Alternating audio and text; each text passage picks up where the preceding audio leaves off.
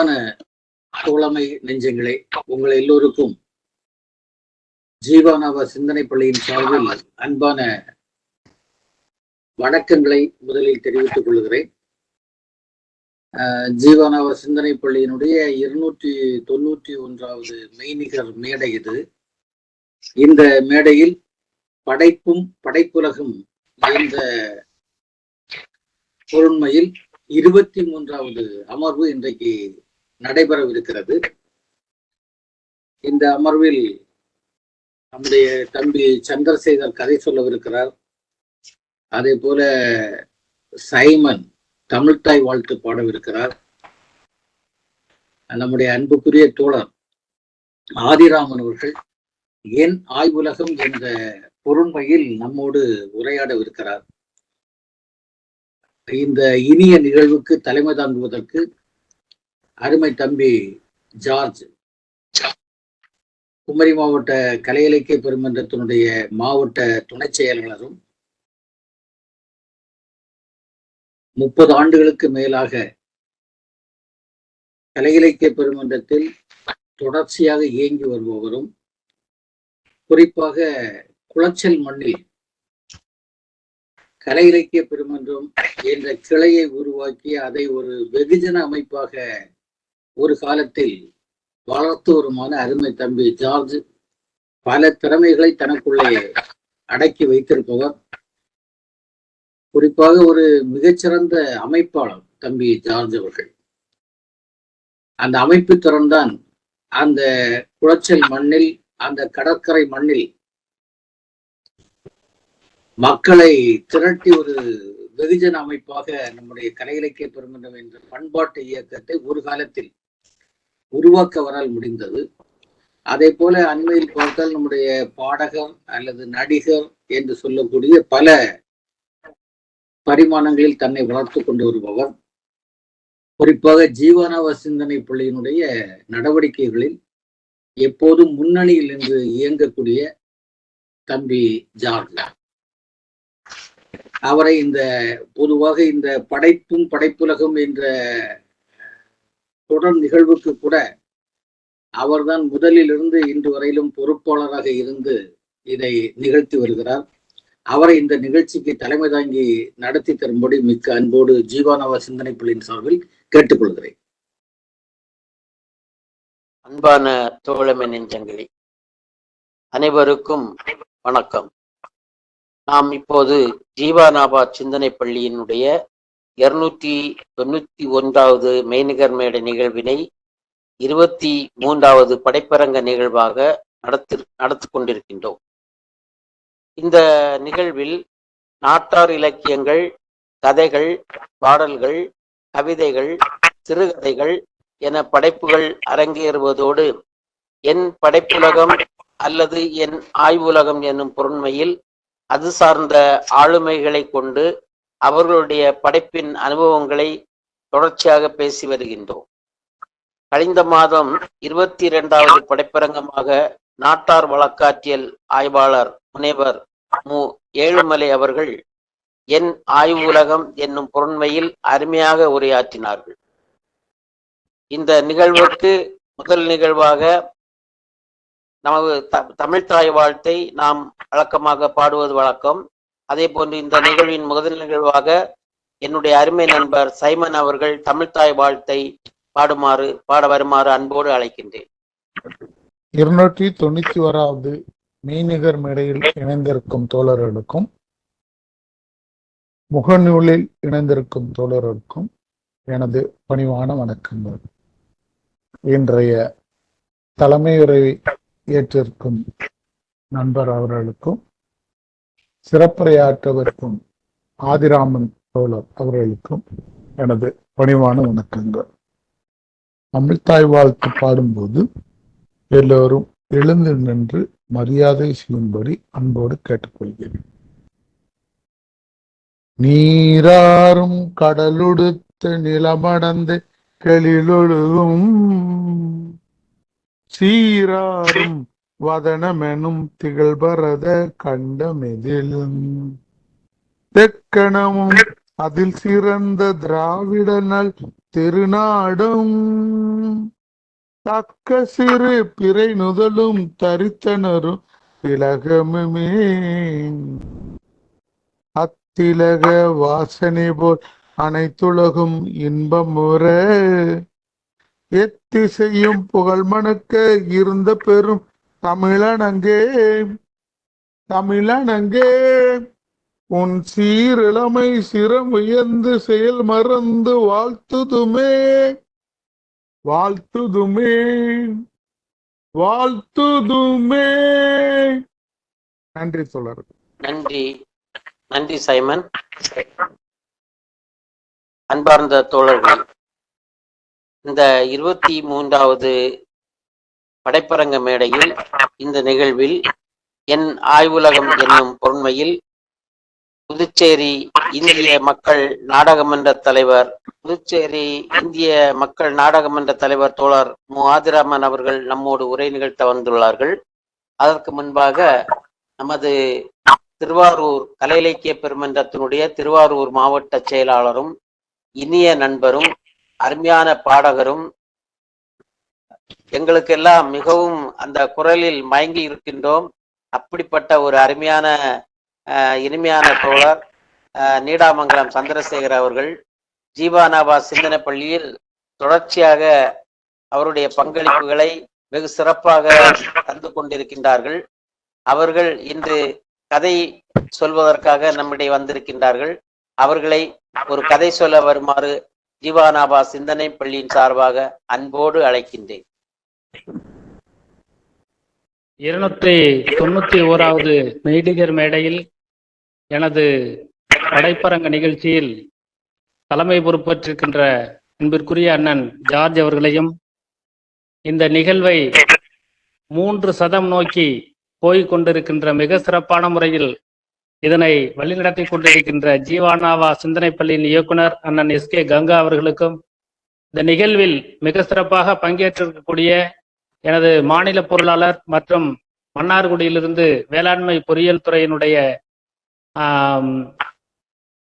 பொறியாளராக செயலாற்றி தற்பொழுது இருக்கின்ற மாநில குழு உறுப்பினர் தமிழ்நாடு கலை இலக்கிய பெருமன்றம் அன்பிற்குரிய அண்ணாதுரை சார் அவர்களுக்கும், இந்த நிகழ்வில் பங்கேற்றக்கூடிய அத்தனை நண்பர்களுக்கும், பன்முக ஆளுமை கொண்ட மிக சிறப்பாக ஒரு நாடக கலைஞர், பாடகர், எழுத்தாளர், கவிதை புனையவர் மற்றும் ஒரு பன்முக ஆளுமை கொண்ட அருமையாக எனது இனிய நண்பர் அன்பிற்குரிய பாண்டிச்சேரி ஆதிராமன் தோழர் அவர்களுக்கும் எனது அன்பும் வாழ்த்தும். முதலில் நான் தயவுசெய்து முதலில் என்னை மன்னிக்கவும். நான் என்னுடைய பணி நெருக்கடியின் காரணமாக ஒரு கதையும் படிக்கவில்லை. ஆனால் நான் 5ஆம் வகுப்பு படித்துக் கொண்டிருக்கும் போது எனது பாட புத்தகத்தில் வந்த கதை ஒன்றை சொல்லலாம் என்று இருக்கிறேன். அது அன்பிற்குரிய ஆதிராமன் தோழர் அவர்களுக்கும் அது பொருந்தும். எதற்காக என்றால், முயன்றால் முடியாது எதுவும் இல்லை, முயற்சி திருவினையாக்கும் என்கிற ஒரு முயற்சியை வைத்து இந்த கதையை நான் உங்களிடம் சொல்கிறேன். ஒன்றும் இல்லை, 5ஆவதுல ஒரு இங்கிலீஷ் பாடத்துல எனக்கு ஆசிரியர் நடத்தும் போது இன்னும் ஞாபகம் இருக்கிறது அந்த கதை. அந்த கதையினுடைய பெயர் அர்க்லிஸ் அண்ட் அட்லஸ் அப்படின்னு பெயர். முயன்றால் முடியாது எதுவும் இல்லை என்பதற்கு ஒரு எடுத்துக்காட்டாக விளங்கும் இந்த கதை. ஒரு நாட்டை ஒரு அரசன் ஆண்டு கொண்டிருக்கிறான். இந்த நாடு மிக சிறப்பாக மிக அருமையாக வளர்ந்து கொண்டிருக்கிறது. ஒரு 2 வயது குழந்தை, அவன் பெயர்தான் அர்குலிஸ். அந்த அர்குலிஸ் என்பவன் 2 வயதில் விளையாடி கொண்டிருக்கும் பொழுது ஒரு பெரிய நாக பாம்பு ஒன்று வருகிறது. அந்த பாம்பை தன்னுடைய கையால் 2 வயதில் பிடித்து அதனை விளையாடுகிறான். அவ்வளவு ஆளுமை கொண்ட கேக்குதா ஆளுமை கொண்ட மிக திறமை வாய்ந்த ஒரு அர்குலிஸ் என்ற ஒரு சிறிய குழந்தை. பிறகு நாட்கள் கடந்து போன பிறகு அந்த குழந்தை கொஞ்சம் கொஞ்சமாக பெரியாளாகி எல்லா விதமான வித்தைகளையும் கற்றுக்கொள்ளுகிறார். அது அந்த மன்னரின் காதுக்கு போகிறது. மன்னர் உடனே அந்த சிறுவனை அழைத்து வாருங்கள் என்று சொல்கிறார். அந்த சிறுவன் அங்கு போனவுடன், உனக்கு யார் இந்த வித்தைகள் எல்லாம் கற்றுக் கொடுத்தது என்று அந்த சிறுவனிடம் கேட்கிறார். அவர் எனக்கு யாரும் கற்றுக் கொடுக்கவில்லை, என்னுடைய மன்னனை பார்த்துதான் நான் அதை கொஞ்சம் கொஞ்சமாக தெரிந்து கொண்டேன். ஏனென்றால் ஒரு நாட்டை ஆளும் அரசன் அவர்களுக்கு தான் எல்லா விதமான பயிற்சிகளையும் தெரிந்திருக்க வேண்டும். அவர்களை மிஞ்சி யாரும் எந்த விஷயத்திலும் இருக்க முடியாது என்பதற்கு ஒரு முக்கியமாக இருப்பார்கள். நம்ம ஒரு அரசனுக்கு மிஞ்சி எதுவும் நடக்கக்கூடாது, அரசனுக்கு மிஞ்சிய அறிவாளியாகவும் அல்லது திறமைசாலியாகவும் இருக்கக்கூடாது என்பது ஒரு சில நாடுகளில் இருக்கும். அது போல உனக்கு யார் கற்றுக் கொடுத்தது, நான் யாரையும் பார்த்து கற்றுக்கவில்லை என்று சொல்கிறேன். உடனே உன் நாட்டை விட ஒரு அரசனை விட இவ்வளவு திறமைசாலி இருக்கக்கூடாது என்று நினைத்து அந்த சிறுவனை என்ன சொல்கிறான் என்றால், அரசன் எனக்கு ஒரு தங்க ஆப்பிள் தேவைப்படுகிறது, அந்த தங்க ஆப்பிளை நீ கொண்டு வந்து கொடுத்து விட்டால் உனக்கு இந்த நாட்டினுடைய அரியாசனம் உனக்கு என்று சொல்கிறார். உடனே அந்த சிறுவன் நான் எடுத்து வருகிறேன் என்று போயிட்டான். அரசன் என்ன நினைச்சு சொல்றாருன்னா, அந்த தங்க ஆப்பிளை அவனால கொண்டு வர முடியாது, அதனால அவனுக்கு இதோட போயிட்டான் அவ்வளவுதான் அப்படின்னு நினைச்சு அவரை விரட்டி விடுறதுக்காக இந்த விஷயத்த சொல்றாரு. ஆனா இவன் என்ன செய்கிறான்னா, தங்க ஆப்பிள் எங்க இருக்குன்னு சொல்லிட்டு உலகம் ஃபுல்லா தேடுறான், ஒரு இடத்துலயும் கிடைக்கல. அப்புறம் ஒரு ஞானியை சந்திச்சு எனக்கு ஒரு தங்க ஆப்பிள் வேணும், அது எங்க கிடைக்கும் அப்படின்னா, அவன் கேட்கறதுக்கு விண்ணுலகத்துலதான் அது இருக்கு, இங்க கிடைக்காது அப்படின்னு சொல்லிடுறான். சரின்ட்டு விண்ணுலகம் அது இருக்கா இல்லையாங்கிறது நம்மளுடைய கதை இல்லை, பாடத்துல அந்த புத்தகத்தை தான் சொல்கிறேன். விண்ணுலகம் நோக்கி போய்கொண்டிருக்கிறார் ஹெர்குலிஸ். மிக சிறப்பாக அங்க போறார். போனோன்னா அங்க என்னன்னா, ஒரு வானத்தை அப்படியே தாங்கி பிடிச்சிக்கிட்டு ஒருத்தர் அங்க நிக்கிறார். அவரு பேரு அட்லஸ். அட்லஸ் அந்த வானத்தை தாங்கி கொண்டு கீழே விழுவாம அதை தாங்கி பிடிச்சிக்கிட்டு நிக்கிறார். அப்ப போய் அவர்கிட்ட அந்த ஹெர்குலிஸ் கேட்கிறாரு, எனக்கு ஒரு தங்க ஆப்பிள் வேணும், அது எங்க கிடைக்கும் அப்படின்னு சொன்னோன்னே, தங்க ஆப்பிள் நான் கொண்டுட்டு வர்றேன், செத்தனாலே இந்த வானத்தை தாங்கி பிடிச்சிக்கிட்டு நில்லு அப்படின்னு சொல்லிட்டு அவர்கிட்ட சொல்றாரு. உடனே இவர் ஹெர்குலிஸ் அந்த வானத்தை தாங்கி பிடிச்சி நிக்கிறாரு. அட்லஸ் என்ன பண்றாருன்னா, போயிட்டு ஒரு தங்க ஆப்பிளை கொண்டு அவர் கையில கொடுக்குறாரு. இப்போ அவர் அட்லஸ் என்ன சொல்றாருன்னு கேட்டீங்கன்னா, தங்க ஆப்பிள் நீ நான் பல வருஷ காலமா அந்த வானத்தை தாங்கி பிடிச்சிக்கிட்டே நிக்கிறேன், அதனால எனக்கு கொஞ்சம் விடுதலை வேணும், அதனால நீ அங்கேயே இரு, நான் கொண்டு போய் அந்த அரசன்ட்ட கொடுத்துட்றேன் அந்த தங்க ஆப்பிளை அப்படின்னு சொல்றாரு. அதுக்கு இவரு யோசிச்சு என்ன பண்றாருன்னா, சரி பரவாயில்ல, எனக்கு பாத்ரூம் போகணும், எனக்கு ரொம்ப இதா இருக்கு, நான் போயிட்டு இதை தாங்கி பிடிச்சிக்கிறேன், நீங்க மறுபடியும் நான் அதை வாங்கிக்கிறேன், திரும்ப நீங்க தங்க ஆப்பிளை நீங்க கொண்டு போய் அரசன்ட்ட கொடுங்க அப்படின்னு சொல்றாரு. அதுக்கு பிறகு இவர் என்ன பண்றாருன்னா, சரி ஏதோ நம்பி இப்படி சொல்றாரு அப்படின்னு சொல்லிட்டு, சரி நான் பிடிச்சிக்கிறேன் அப்படின்னு சொன்னோன்னே, அவர் டக்குன்னு அந்த தங்க ஆப்பிளை அவர்கிட்ட எடுத்துக்கிட்டு நேரா கொண்டு அந்த அரசனிடம் கொடுக்கிறார். அரசன் வேற எந்த மறுப்பும் சொல்லவில்லை. உடனே அவரை தூக்கி அந்த அரியாசனத்தில் உட்கார வைத்து விட்டு போகிறார். முயன்றால் முடியாது எதுவும் இல்லை என்பதற்கு உதாரணமாக இருந்த ஒரு குட்டி கதை இது, எனது பாடத்தில் வந்தது. இந்த சிறிய கதையை உங்களிடம் சொல்லி இவ்வளவுதான் கதை. நன்றி, வணக்கம். அடுத்து நமது பாரதியை பற்றிய ஒரு பாடல். எட்டய புறத்தானுக்கு இணையான புலவனை எங்காச்சும் பாத்திய மாடத்தி, எட்டய புறத்தானுக்கு இணையான புலவனை எங்காச்சும் பாத்தியா மாடத்தி, என்றும் எட்டாத கணிக்கவன் கொட்டாவி விட்டதாய் கேட்டியா மாடத்தி, முட்டாள்கள் என நம்மை திட்டியும் நம்மீது மோகம் குறைந்தானா மாடத்தி, என்றும் கெட்டாலும் மேன்மக்கள் நாம் என்று கீதம் இசைத்தானே மாடத்தி, எட்டய புறத்தானுக்கு இணையான புலவனை எங்காச்சும் பாத்தியா மாடத்தி, சாதியாம் பூநூலை மார்பில் அணிந்தானா தர்பை எடுத்தானா மாடத்தி, சாதியாம் பூநூலை மார்பில் அணிந்தானா தர்பை எடுத்தானா மாடத்தி, நாளும் வேதம் குணர்ந்தவன் பாதை வகுத்தனன் வெற்றி விளைந்தது மாடத்தி, நாளும் வேதம் உணர்ந்தனன் பாதை வகுத்தனன் வெற்றி விளைந்தது மாடத்தி. எட்டயபுரத்தானுக்கு இணையான புலவனை எங்காச்சும் பாத்தியா மாடத்தீ தென்னை இளங்கூறு தாடிடும் தென்றலில் திண்ணையில் மாடத்தில் தோட்டத்தில் அவன் சின்ன வயதினில் வள்ளுவன் கம்பனை சிந்தனை செய்துள்ள ஊட்டத்தில் முன்னை அறிந்தானன் பின்னர் அறிந்ததென்று மூண்ட சுதந்திர யாகத்தில் முன்னை அறிந்தவன் பின்னை அறிந்தன்று மூண்ட சுகந்திர யாகத்தில் அவன் தன்னை அறிந்தனன் தாவி குதித்தனன் தன்மான சுதந்திர தாகத்தில் அவன் தன்னை அறிந்தனன் தாவி குதித்தனன் தன்மான சுதந்திர தாகத்தில் எட்டயபுரத்தானுக்கு இணையான புலவனை எங்காச்சும் பாத்தியா மாடத்தீ பாரதி கணித்திட்ட பாரத ஜாதகம் பல குறவானதே மாடத்தீ பாரதி கணித்திட்ட பாரத ஜாதகம் பல குறைவானதை மாடத்தி இன்று சாரதியாய் நின்று தேரை நடத்துவோர் தன்னலமிக்கவர் மாடத்தி இன்று சாரதியாய் நின்று தேரை நடத்துவோர் தன்னலமிக்கவர் மாடத்தி காரெதிரும் நீடில் ககனங்கள் துகளாகும் காட்சி நடக்கல மாடத்தி காரெதிர் மின்னீடில் ககனங்கள் துகளாகும் காட்சி நடக்கல மாடத்தி கங்கை காவிரி கரையோரம் ஈரமில்லாமலே காய்ந்து விரலுமோ மாடத்தி கங்கை காவிரி கரையோரம் ஈரமில்லாமலே காய்ந்து விரலுமோ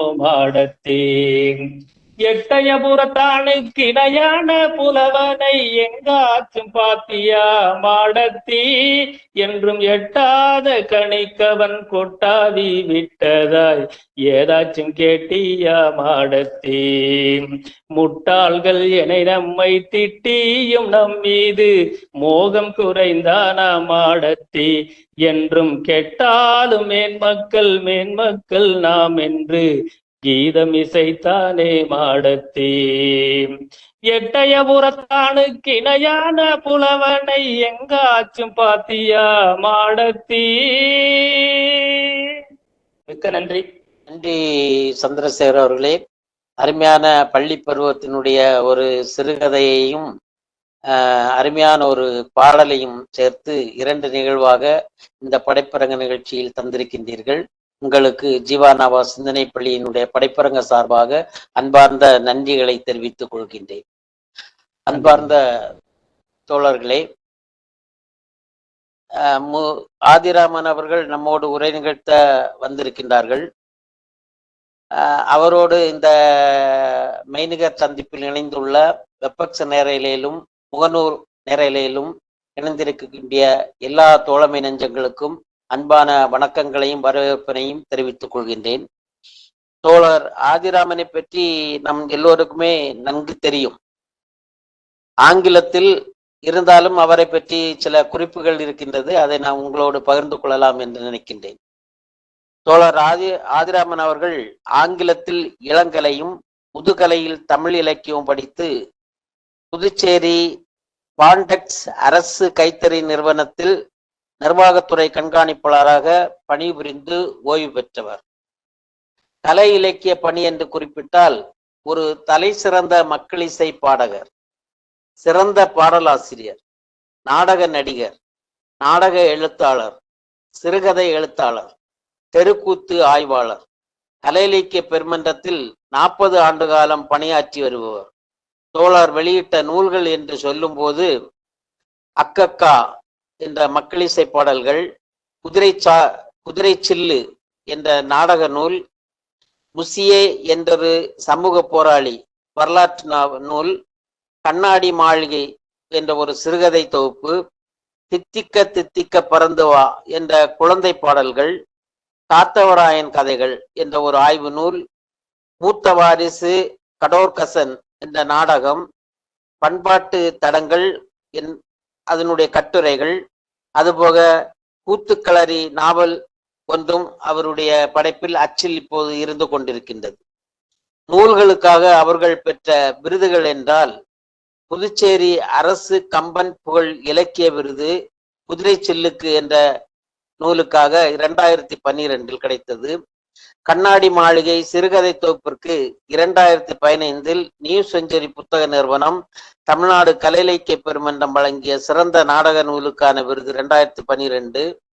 தித்திக்க தித்திக்க பறந்து வா குழந்தை பாடலுக்கான புதுச்சேரி அரசு நேரு குழந்தைகள் இலக்கிய விருது 2022. பெற்ற மற்ற விருதுகள்: புதுச்சேரி தமிழ்ச்சங்க சிறந்த நாடக கலைஞர் விருது, திருக்கோவிலூர் தமிழ்ச்சங்க பல்கலை வாணர் விருது, திண்டுக்கல் விடியல் கலைக்குழு கலைச்செல்வர் விருது, தமிழ்நாடு கலை இலக்கிய பெருமன்றம் ஈரோடு ஜீவா விருது, NCPH தமிழ்நாடு கலை இலக்கிய பெருமன்றம் 2022 ஆண்டு வாழ்நாள் சாதனையாளருக்கான கலை இலக்கிய விருது, 100க்கும் மேற்பட்ட தெருக்கூத்து புத்தகங்களை படியெடுத்து ஆய்வு செய்வதுடன் நாட்டுப்புற மகாபாரதம் என்ற 500 பக்க நூலை கொண்டு வரும் முயற்சியும் இப்பொழுது செய்து வருகின்றார்கள். அவர் திரு சங்கரதாஸ் சுவாமிகளின் பக்தி பாடல்களை தொகுத்து ஆய்வு பணியும் மேற்கொண்டு வருகின்றார். நாடகத்துறை, தமிழ் இலக்கியத்துறையில் PhD ஆய்வு மற்றும் MPhil ஆய்வு மாணவர்களுடைய MA நாடக மாணவர்கள் இவரது நாடகங்களையும் பாடல்களையும் நம்முடைய தோழருடைய நாடகங்களையும் பாடல்களையும் ஆய்விற்காக அவர்கள் எடுத்துக்கொண்டுள்ளார்கள். இப்படி ஒரு நீண்ட வரிசையாக நீண்ட பட்டியல் நீண்டு கொண்டே செல்கின்றது. மேலும் அவர் பல விருதுகளை வாங்கி குவிப்பார்கள், பல நூல்களை எழுதி இந்த தமிழ் சமூகத்திற்கும் இந்த கலை உலகத்திற்கும் தருவார்கள் என்ற ஒரு நம்பிக்கையோடு அவர்களை என் ஆய்வுலகம் என்ற தலைப்பில் பேச வருமாறு அன்போடு அழைக்கின்றேன். அன்பான தோழர்களே, ஜீவானாவா சிந்தனை பள்ளியின் இந்த இணையவழி அரங்கத்தில் இணைந்துள்ள அன்புக்கிணைய தோழர்கள், சிந்தனை பள்ளியின் தலைவர் தோழர் கங்கா அவர்களே, தமிழ்நாடு கலை இலக்கிய பெருமன்றத்தின் மாநில பொருளாளர் தோழர் ரமணி அவர்களே, அன்பு தோழர் ராமச்சந்திரன் அவர்களே, நிகழ்வுக்கு தலைமை தாங்கி நடத்தி கொண்டிருக்கும் ஜார்ஜ் அவர்களே, தமிழ்தாய் வாழ்த்து இசைத்த சைமன் அவர்களே, அழகான பாடலோடு நாம் அறிந்திருந்த ஒரு கலை அழகாக கூறி முடித்த அன்பு தோழர் சந்திரசேகரன் அவர்களே, ராமு அவர்களே, மற்றும் இணையத்திலும் முகநூலிலும் இணைந்துள்ள அன்பு தோழர்களே, அனைவருக்கும் இனியதொரு வணக்கத்தினை தெரிவித்துக் கொள்கிறேன். எனது ஆய்வுலகம் என்ற ஒரு தலைப்பில் இந்த பொருண்மையில் உரையாற்ற வேண்டும் என்று அன்பு தோழர் கங்கா அவர்கள் கேட்டுக்கொண்ட போது கொஞ்சம் யோசனை பண்ண வேண்டியதாக இருந்தது. நம்ம ஆய்வாளரா அப்படின்ற எண்ணம் கூட அப்படி இருந்தது. நான் அகாடமிக் ஆய்வாளர் இல்லை, ஒரு கல்வியியல் ஆய்வாளராக இயற்றியது இல்லை. படித்தது இளங்கலை ஆங்கில இலக்கியம் என்றாலும் ஒரு 4 ஆண்டு காலம் பொறுத்து முதுகலை இலக்கியத்தை தமிழில் புதுச்சேரி பல்கலைக்கழகம் ஆரம்பிக்கப்பட்ட போது அதில் இணைய வழியில் சேர்ந்து அதை முடித்தேன். ஆனால் பார்த்த பணி கணக்குப்புள்ள பணி, கணக்காளர் பணி. இறுதியாக நிர்வாகத்துறையில் கண்காணிப்பாளராக பணியாற்றினேன். இந்த ஆய்வு என்பது ஆய்வு என்று இதுதான் ஆய்வு என்று தெரியாமலேயே இந்த கலைஞர்களோடு பயணிக்க தொடங்கிய போது தொற்றிக்கொண்டது என்று சொல்லலாம். வீட்டில் உள்ளவர்கள் விவசாயம் முதன்மை தொழிலாக இருந்தாலும் கலைஞர்களாக இருந்ததுதான் அதுக்கு முக்கிய காரணம்.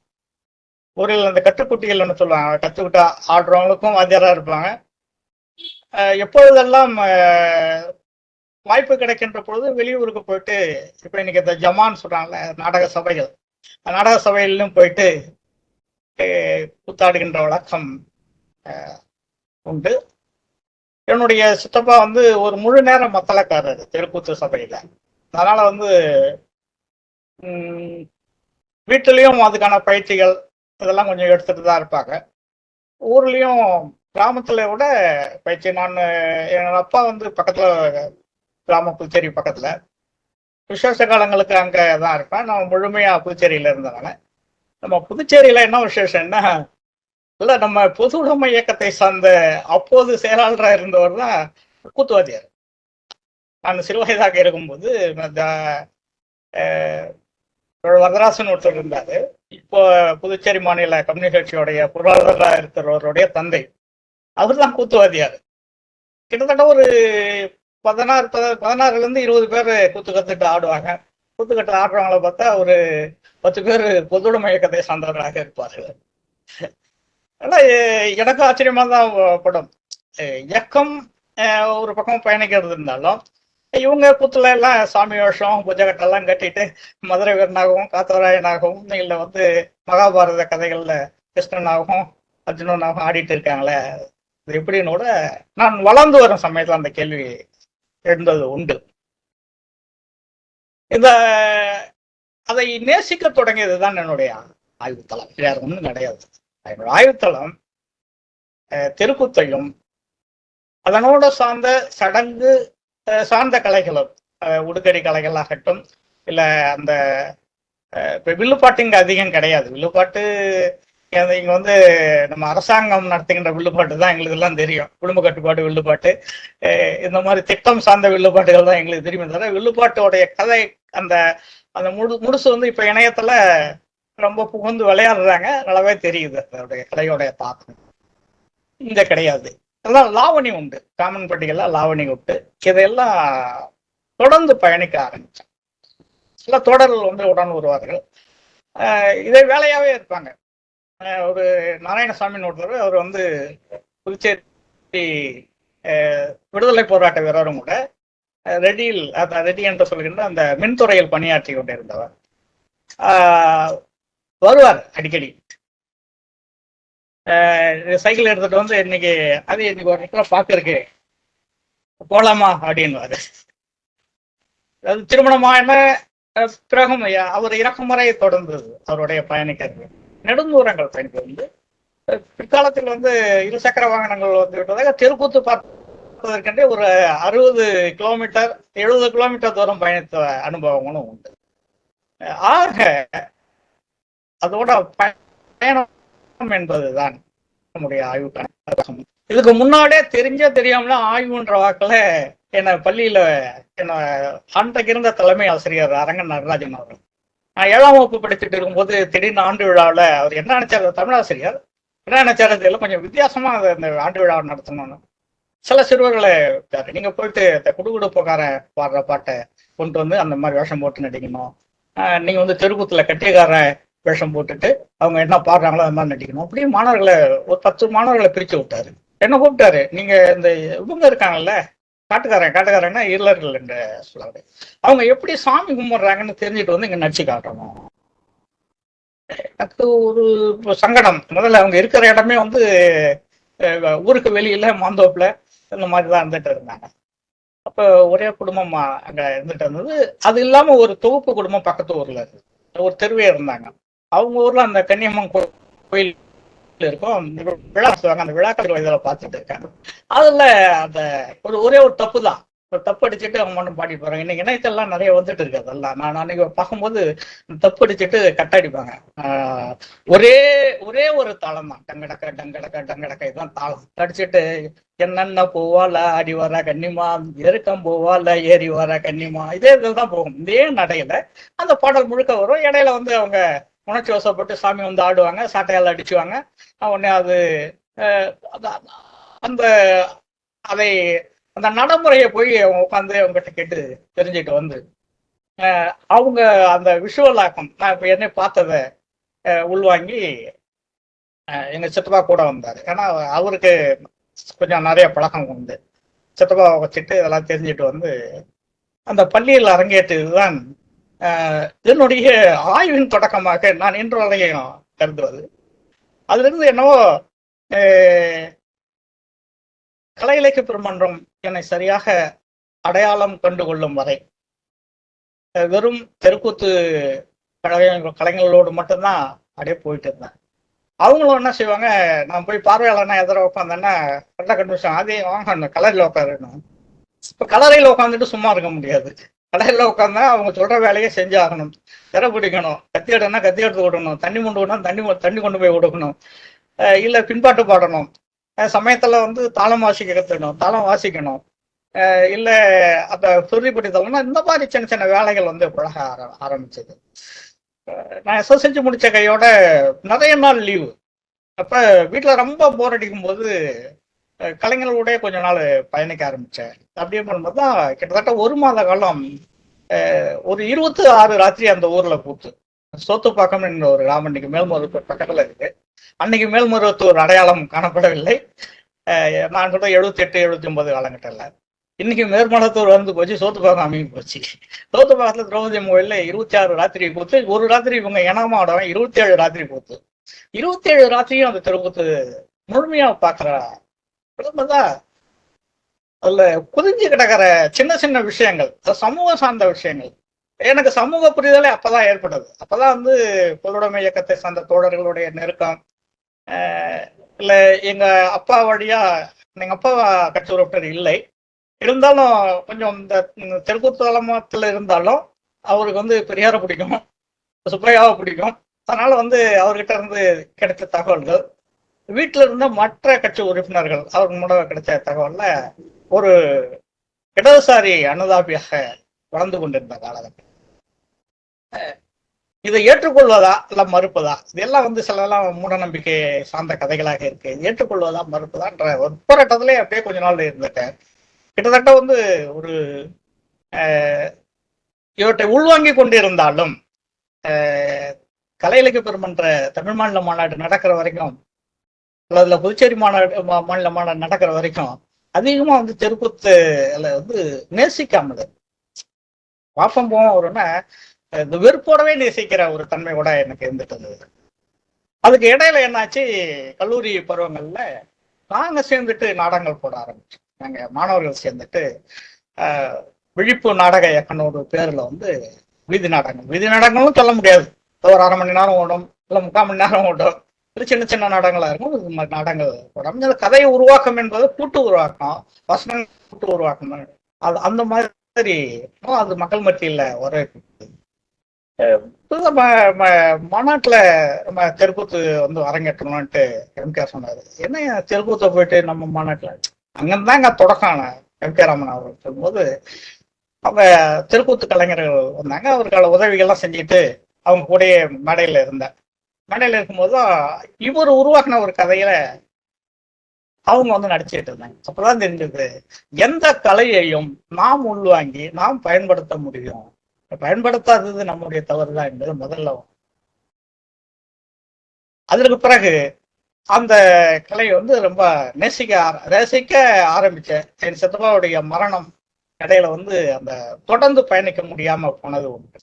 இருந்தாலும் அந்த கலையை பயன்படுத்தி தான் நம்ம கோமாளி கலைக்குழு ஆரம்பிச்சோம்னா மழை கூத்துன்னு ஒண்ணு போட ஆரம்பிச்சோம். கூத்து ஒரு சமூக கருத்துக்கு ஒரு 4 வருஷம் போட்டுட்டு ஆட முடியும் அப்படின்றத எங்க பயணத்துல எங்களால உணர முடிஞ்சது. தொடர்ந்து 2-3 கூத்துகள் வந்து தெருக்கூத்தோட இணைந்த நாடகங்களா போட்டோம். அப்ப அந்த ஜூலை 30 தியாகிகள் சிலை அமைப்பின் போது அந்த ஜூலை 30 ஒரு 12 தோழர்கள் தொழிற்சங்க போராட்டத்தில் ஆலை தொழிலாளர்கள் பிரெஞ்சு அரசாங்கத்தால் சுட்டு மரணம் அடைந்தார்கள். அதன் விளைவாக 8 மணி நேர வேலை ஆசியா கண்டத்தில் கிடைத்தது என்பது வரலாறு. அந்த வரலாற்றை மையமாக வைத்து ஜூலை 30ன்னு ஒரு நாடகம் ஒன்று தயாரிச்சு அதை நினைச்சோம். தெருக்கூத்தோட கலந்து அந்த நாடகத்தை கொண்டு போகும்போது அதோட நல்லக்கண்ணு அவர்கள் மிகவும் கீழே இறங்கின உடனே சுப்பையா உயிரோட இருந்திருந்தோன்னா உங்களை கட்டி பிடிச்சி ஒரு முத்தம் கொடுப்பாரு. இந்த அளவு வந்து இந்த நாடகத்தை வந்து கொண்டு சென்றிருக்கிறாங்க. இதுக்காக வந்து பாராட்டுகள் சொல்லி மேடையிலையும் இப்படி கிடைச்ச ஒரு சில அங்கீகாரங்கள் தான் அந்த கலையை சமூகத்துக்கு எப்படி பயன்படுத்துறது என்பதற்கான அந்த நோக்கத்துல தான் அந்த கலை, அதனுடைய தாளங்கள், அதனுடைய அடவுகள், அந்த வாத்தியங்களை பயன்படுத்தி சமூக கருத்துக்களை எப்படி கொண்டு வருது, மற்றபடி நம்ம வீதி நாடகங்களை எப்படி பயன்படுத்துறது அப்படின்னு தான் ஒரு காலத்துல போயிட்டு இருக்கும்போதுதான் எனக்கு சின்ன வயசுல இருந்தே ஒரு பழக்கம். புத்தகங்கள் சேகரிப்பது என்பது பெரும்பாலும் வந்து எல்லாரும் சினிமா பாட்டு புத்தகம் வச்சிருப்பாங்கன்னா, நான் தெருக்கூத்து பாட்டு புத்தகங்கள் நிறைய சேகரித்து வச்சுட்டு இருப்பேன். அதே மாதிரி சுவாமிகளின் நாடகம், சங்கதா சுவாமிகளின் நாடகங்கள் சேகரித்து வச்சுட்டு இருப்பேன். அதே மாதிரி கல்லூரியில் வந்து இருக்கிற டெக்ஸ்ட் புக் வந்து எதுவும் ஜெராக்ஸ் எடுத்து வச்சுக்கிற பழக்கம் கிடையாது. புத்தகங்கள் விலை போட்டு வாங்கி விடுறேன், அது என்ன வறுமையாக இருந்தாலும் சரி. இந்த புத்தகங்கள் சேகரித்து வச்சுக்கிற பழக்கம் வந்து தொடங்குச்சு அப்பதான். ஆனால் 96 வீடு இடித்து விட்டு கட்டும்போது அதை பக்கத்து வீட்டுல பத்திரமா வச்சிருங்கன்னு கொடுத்தோம். அதை NSK சொன்ன மாதிரி பூப்படைந்த பெண்ணை பொண்ணை புத்தகம் இம்மூன்றினையும் மாற்றானியிடம் கொடுத்து காப்பாற்ற சொல்லுவதும் சரியில்லை என்ன வரல. இந்த மாதிரி நல்ல மழையில நனைய விட்டு அது எல்லாம் கரையானுக்கு இரையாகி ரொம்ப எதுவுமே தேரல, எந்த புத்தகமும் தேரவில்லை. அதற்கு பிறகு 96க்கு பிறகு சேர்த்த புத்தகங்கள் தான் நான் இன்னைக்கு வச்சிருக்க வீட்டு நூலகம். கிட்டத்தட்ட தெருக்கூத்து புத்தகங்கள் அந்த திருவிழா கடையில இருக்கும். திருவிழா கடையில போனோம்னா தெருக்கூத்து புத்தகங்கள் வாங்குவது வழக்கமாக இருந்தது. இன்னைக்கு இணையத்தில் நிறைய வருது, நம்ம வந்து படிக்கிறது வச்சுட்டு கேட்குற கலைஞர்களுக்கு கொடுத்துட்டு இருக்கோம், அது வேற. அதில் பார்க்கும்போது சமுதாய அந்த நாடகத்துக்குள்ள உள்ள பயணிக்கும் போது தான் தெரிகிறது பிராமண எதிர்ப்பு, ஆதிக்க எதிர்ப்பு, இதெல்லாம் ஒவ்வொரு கூத்துலையும் எவ்வளவுதான் இருக்கு நம்ம வந்து பார்க்க ஆரம்பிச்சு. செல்லியம்மன் நாடகம் பார்க்கும்போது பார்த்தா அப்படியே ஒரு பெரிய தலித் நாடகமாகவே இருக்கும். ஆனா இறுதியாக பார்த்தா அது இவங்க பண்றது ஒரு சமரசம், அந்த முடிவு வந்து ஒரு சமரச முடிவா இருக்கும். அது தலித் என்ன ஆனாங்கன்னு அந்த கதையில தெரியாது. ஆனா நாடக தொடக்கத்தில் இருந்து அது வளர்ச்சி அந்த உச்சகட்டம் போற வரைக்கும் ஏறக்குறைய வந்து தலித் ஆதரவு நாடகமாக இருக்கும். இறுதி கட்டத்தில் ஒரு சமரசம். இதுதான் வந்து அந்த ஆதிக்க சாதிகள் செய்கின்ற ஒரு வேலையாக இருந்தது. அது இன்னொரு கோணத்துல பார்க்க போனா அந்த ஆசீவகம் தொடர்பான சில ஆய்வுகள் வரும்போதெல்லாம் பார்க்க போனா அந்த ஆசீவகமும் சனாதன மதமும் செய்து கொண்ட ஒரு சமரசமாக கூட அந்த நாடக முடிவை நான் பார்த்துட்டு உண்டு. நான் அந்த கலைகள் கூட இதெல்லாம் வாதிச்சேன். அப்பதான் சொன்னாங்க, ஐயனார் கதை சொல்லும் போது இன்னைக்கு நான் புது கதை, மர்கலி கோசலர் கதையை சொல்லும் போது புது கதை கட்டுறேன்.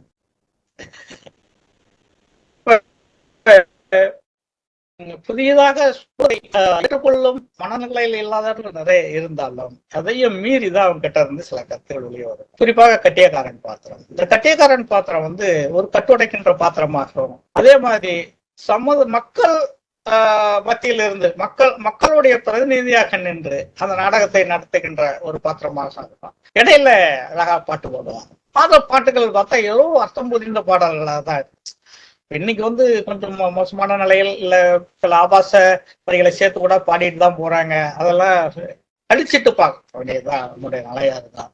நான் ஒரு மத எதிர்ப்பு என்பது கிறிஸ்தவம் இந்து மதத்துக்குமான எதிர்ப்போ இல்லை வந்து முஸ்லீம் இந்த மதத்துக்குமான எதிர்ப்பை மட்டும் பார்க்கறதுல. அந்த காலத்துல வந்து சைவத்துக்கும் வைணத்துக்குமே பெரிய மோதல் நடந்துட்டு இருக்கு. அதை பார்த்து அந்த பாடல்ல தான் தெரியுது. தட்டானும் மண்ணானும் தனி வழியா போகலாமா, பட்டம் பறங்குதடி பனைமரத்து சோலையில. பட்டான் என்பது வண்ணத்து பூச்சி, திருமால் வைணவத்தை குறிக்கின்றது, பனைமரம் என்பது சைவத்தை குறிக்கின்றது.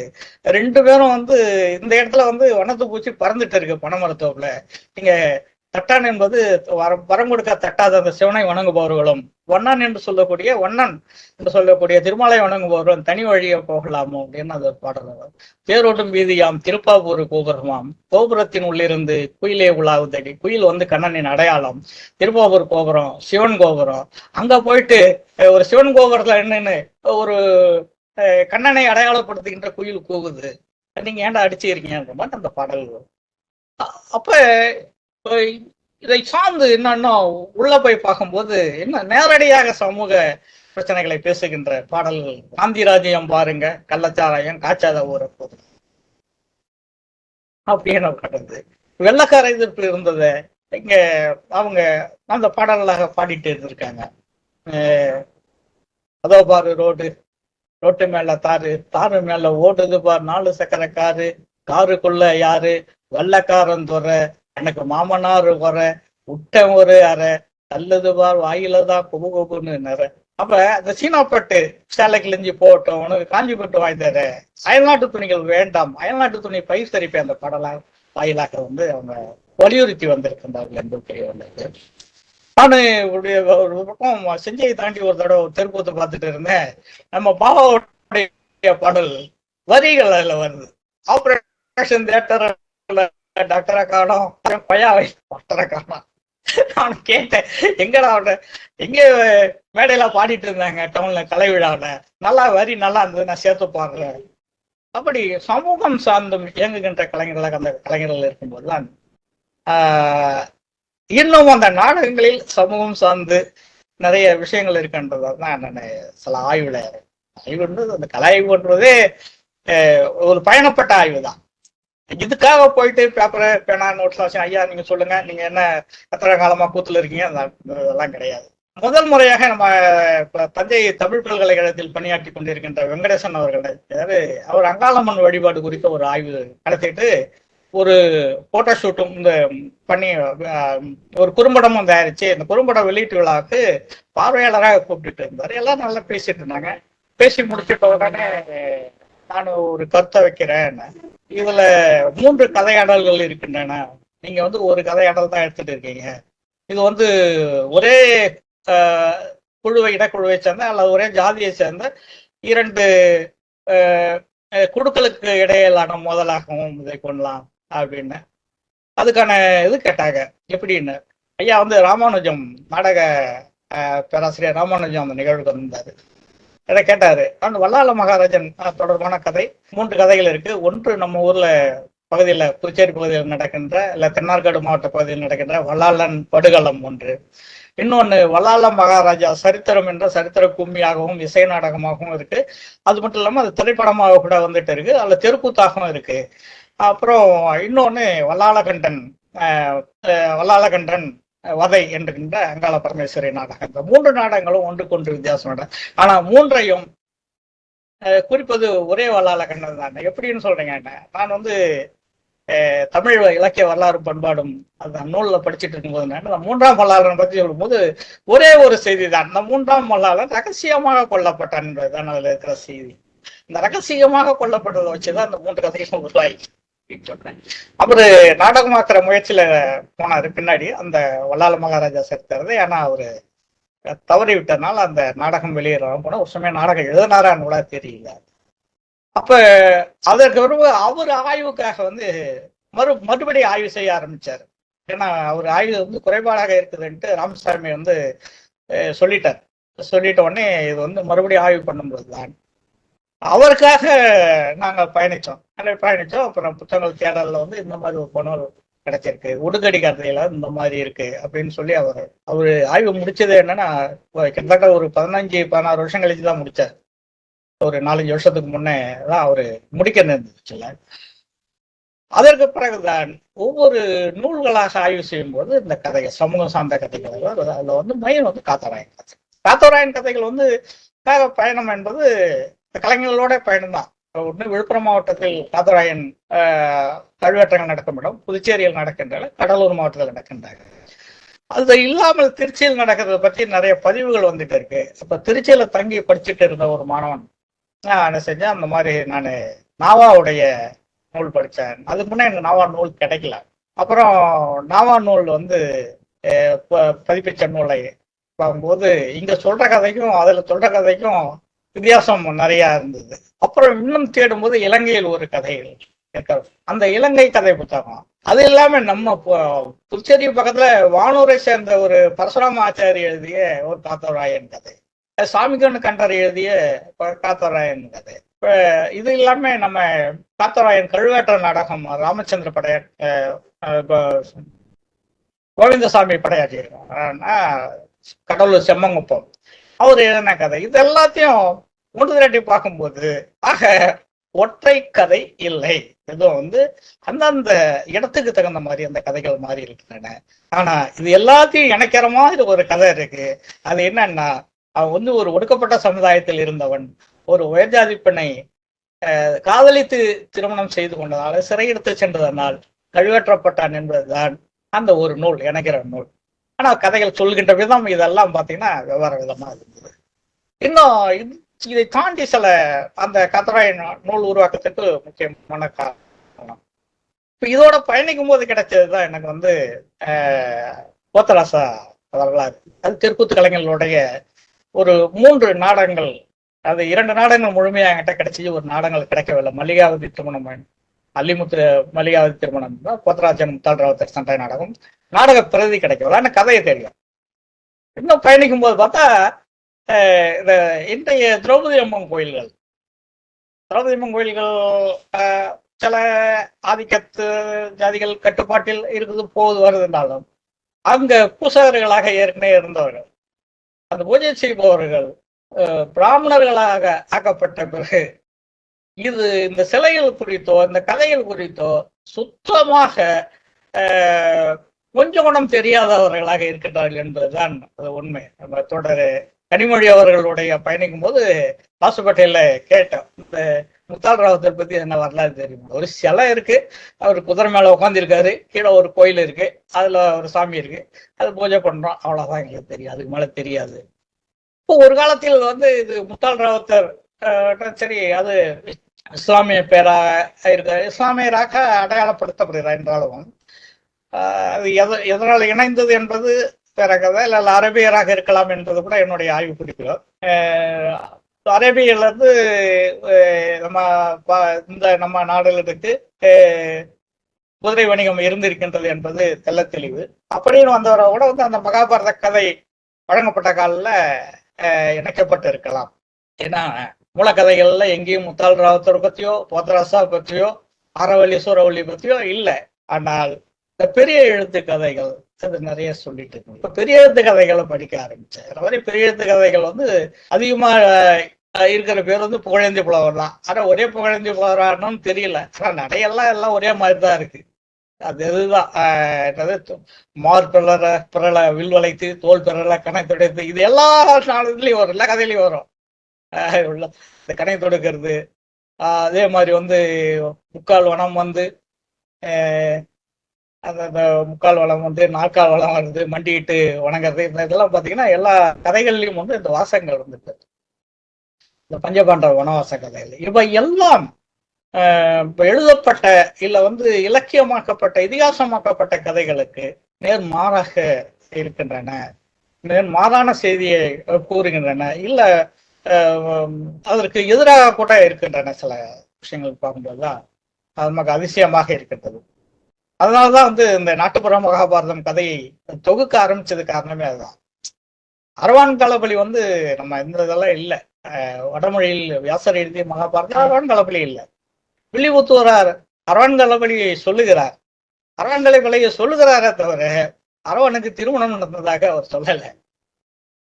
அரவனுக்கு திருமணம் நடந்தது கூட வந்து திருக்கூத்தில் வந்து பெண்ணாக மாறி திருமணம் செய்து கொண்டார் கண்ணன் என்றுதான் சொல்றாங்க, 3ஆம் பாலியத்தினத்தவராக இல்லை. ஆனா இன்றைக்கு ஏறக்குறைய வந்து அந்த அரவான் களபலி திருவிழா இல்ல குவாகம் பிள்ளையார் குப்பமோ இல்ல வந்து கொத்தட்டை திருவிழாக்களோ ஏறக்குறைய திருநங்கைகளுக்கான திருவிழாவாக மாறி போச்சு. நம்ம அதுல எந்தவித இதுவும் சொல்லல, ஒரு நாள் மகிழ்ச்சியா இருந்துட்டு போறதுல நமக்கு எந்த விதமான பிரச்சனையும் கிடையாது. ஆனால் கதைகளுக்குள் பார்க்கும்போது இந்த மாதிரி இருந்தது. அப்ப இவன்லாம் ஏன் கொல்லப்பட்டான்? அரவானோ அபிமன்யோ இல்ல கர்ணனோ கூட ஏன் கொல்லப்படுகிறான்? கடோர்கஜன் ஏன் கொல்லப்படுகிறான்? இதெல்லாம் பார்க்கும்போது பார்த்தா கண்ணன் வந்து முற்பிறையுள்ள அரக்கனாக இருந்தவன், தானாசுரனாக இருந்தவன், தான தர்மங்களை கொடுத்தே வந்து அவன் சிவபெருமான்கிட்ட வரம் வாங்கிட்டு வந்தான் 1000 கவச குண்டலங்களோட. அதுல வந்து ஒரு கவச குண்டலம் வந்து பிரிஞ்சு நாராயணன் நரநாராயண் சண்டை போட்டாங்க. அதுல வந்து கடைசி கவச குண்டலம் வந்து அறுக்க வேண்டியது நரநாராயணனுடைய பங்கு. அதனால அவன் பயந்து போய் சூரியன் இடையில போட்டாரு. குந்தி வந்து தூர்வாசர் கொடுத்த அந்த மந்திரத்தை உச்சரிக்கும் போது ஒரு நெல்லிக்கனியை வந்து அந்த அம்மா கிட்ட செலுத்திட்டாரு. அவ வந்து படுத்த இந்த நரநாராயணன் தான் அர்ஜுனனாக பிறந்தான், நாராயணன் கண்ணனாக பிறந்தான். கதைகள் ஒரு ஒரு இடத்தில் தொடங்குகின்ற ஒரு கதை, ஒரு இடத்தில் தெளிவாக சொல்கின்றன. இவன் அபிமன்யு வந்து என்னை அரக்கனா இருந்தவன், இவன் கண்ணனை கொல்ல பிறந்தவன், அதனாலதான் இவர் வந்து அபிமன்யு மகாபாரதத்துல கொள்றாரு.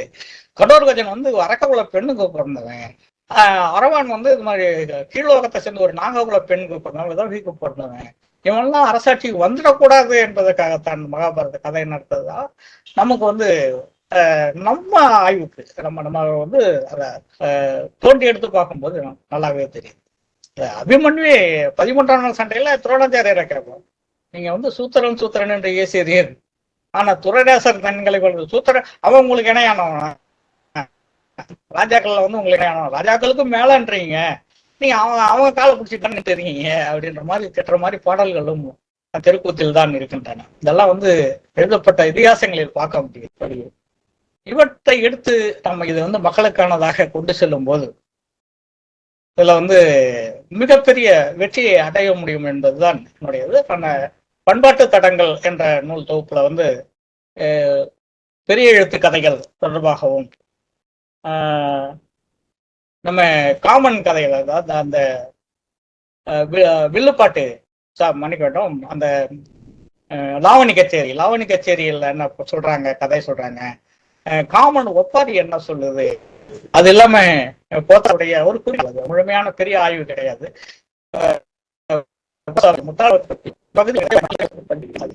உண்மையில சொல்ல போனா இந்துக்கெல்லாம் மூல காரணம் யாருன்னு பார்த்தா நம்ம வீடூர் அணை உடைச்சிருச்சு. அந்த வீடூர் அணை உடைப்பு கொலை செஞ்சு பண்ணிடுவோம். ஆடும் போச்சு மாடும் போச்சு அண்டா கொண்டாம் அடிச்சு போச்சு கூட மூரமும் கூட போச்சு தின்னாலே அப்படின்னாரு. அப்ப கோழி குஞ்சி குமரல் ஆச்சு தன்னானேன்னு பகுதியில் வர ஆறு போகின்ற வழியில் அந்த வருகின்ற அந்த ஊர் பெயரெல்லாம் வைத்து அழகாக பாடிக்கொண்டிருப்பார் அந்த பாடல். ஆனால் பணங்கள் கிடைக்கவில்லை. ஒரு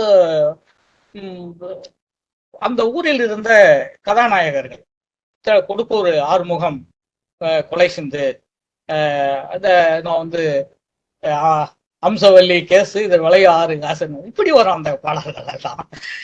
இது எல்லாம் பார்க்கும்போது பார்த்தீங்கன்னா மக்கள் மத்தியில் மக்கள் இலக்கியங்களாக இருந்தவை இன்று நிறைய அழிஞ்சு போயிட்டு இருக்கு. திருக்கூத்து வந்து திருவிழாக்களால கொஞ்சம் இயங்கிக்கிட்டு இருக்கு.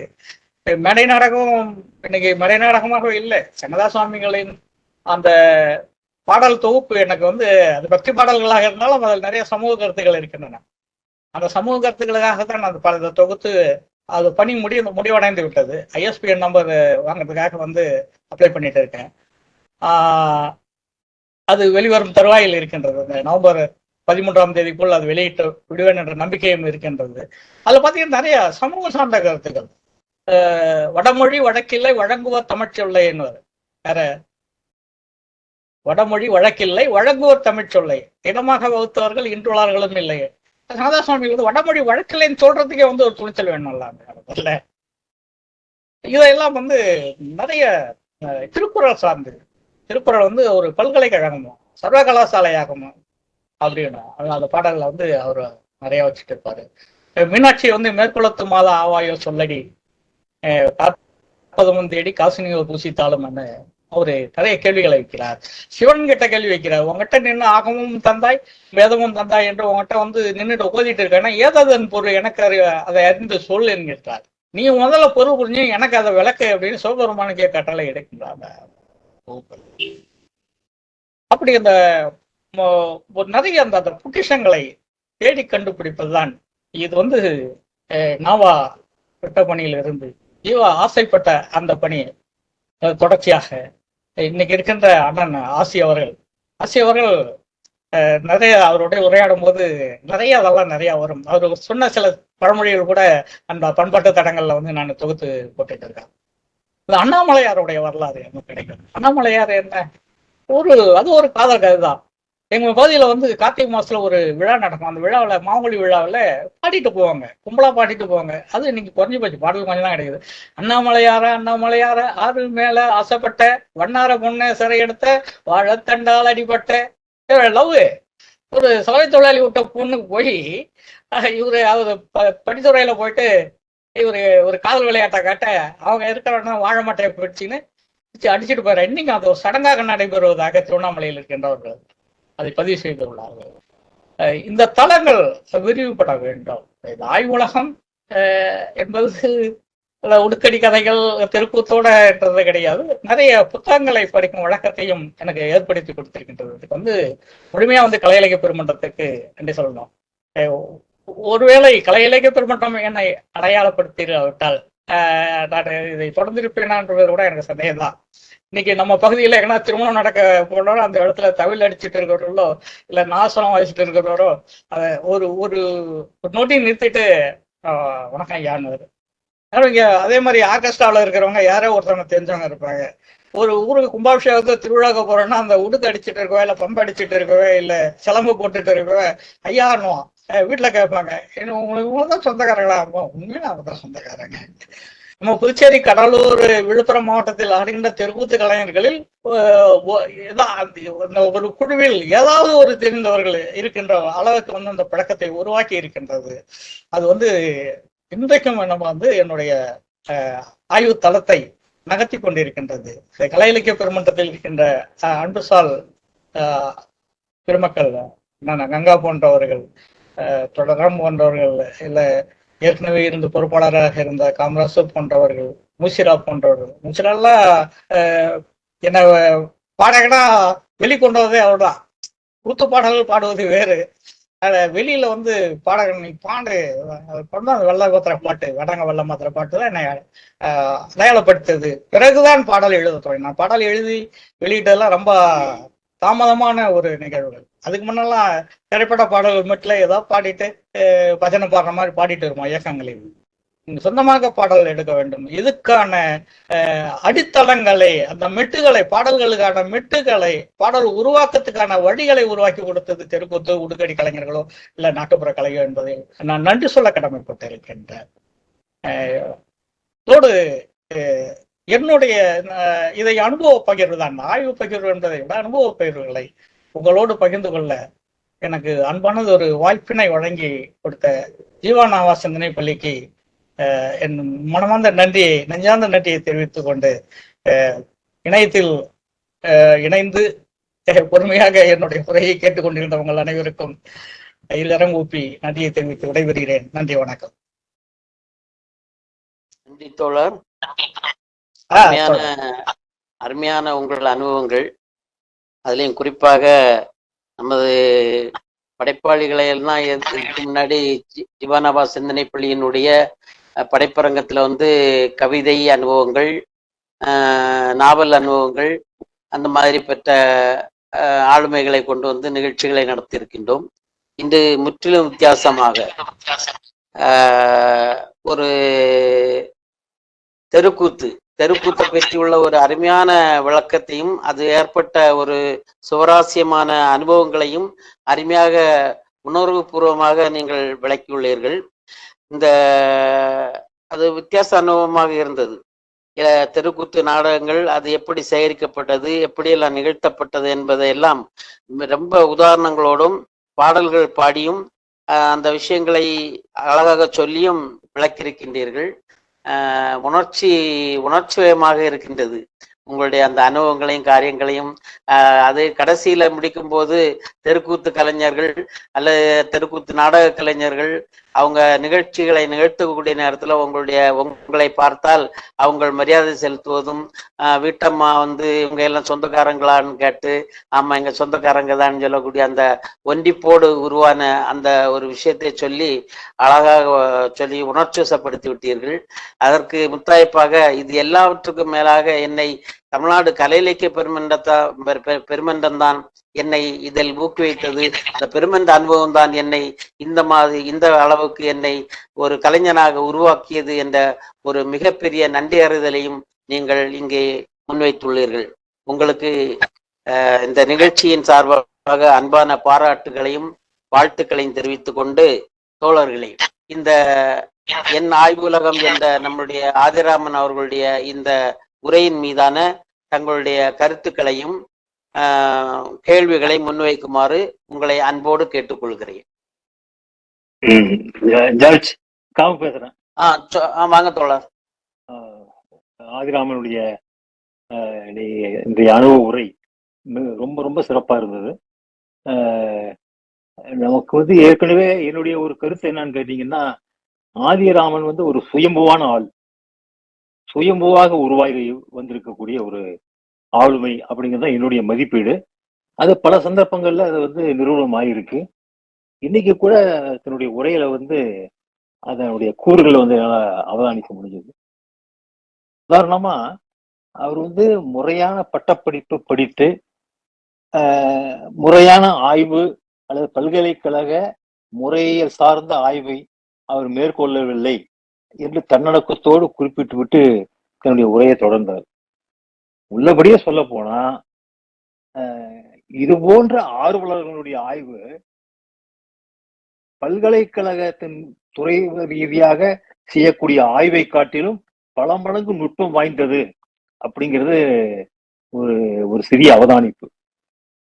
காரணம் என்னன்னா, எந்த விதமான ஒரு நிர்பந்தமும் இல்லாமல், எந்த விதமான ஒரு இலக்கண கட்டுக்கோப்புக்குள் அடங்காமல், தானே சுயமாக அதை கண்டு கேட்டு ரசித்து அவர்களோடு பழகி அதனுடைய சாரத்தை உள்வாங்கி மேம்படுத்துவதுதான் ஆய்வு.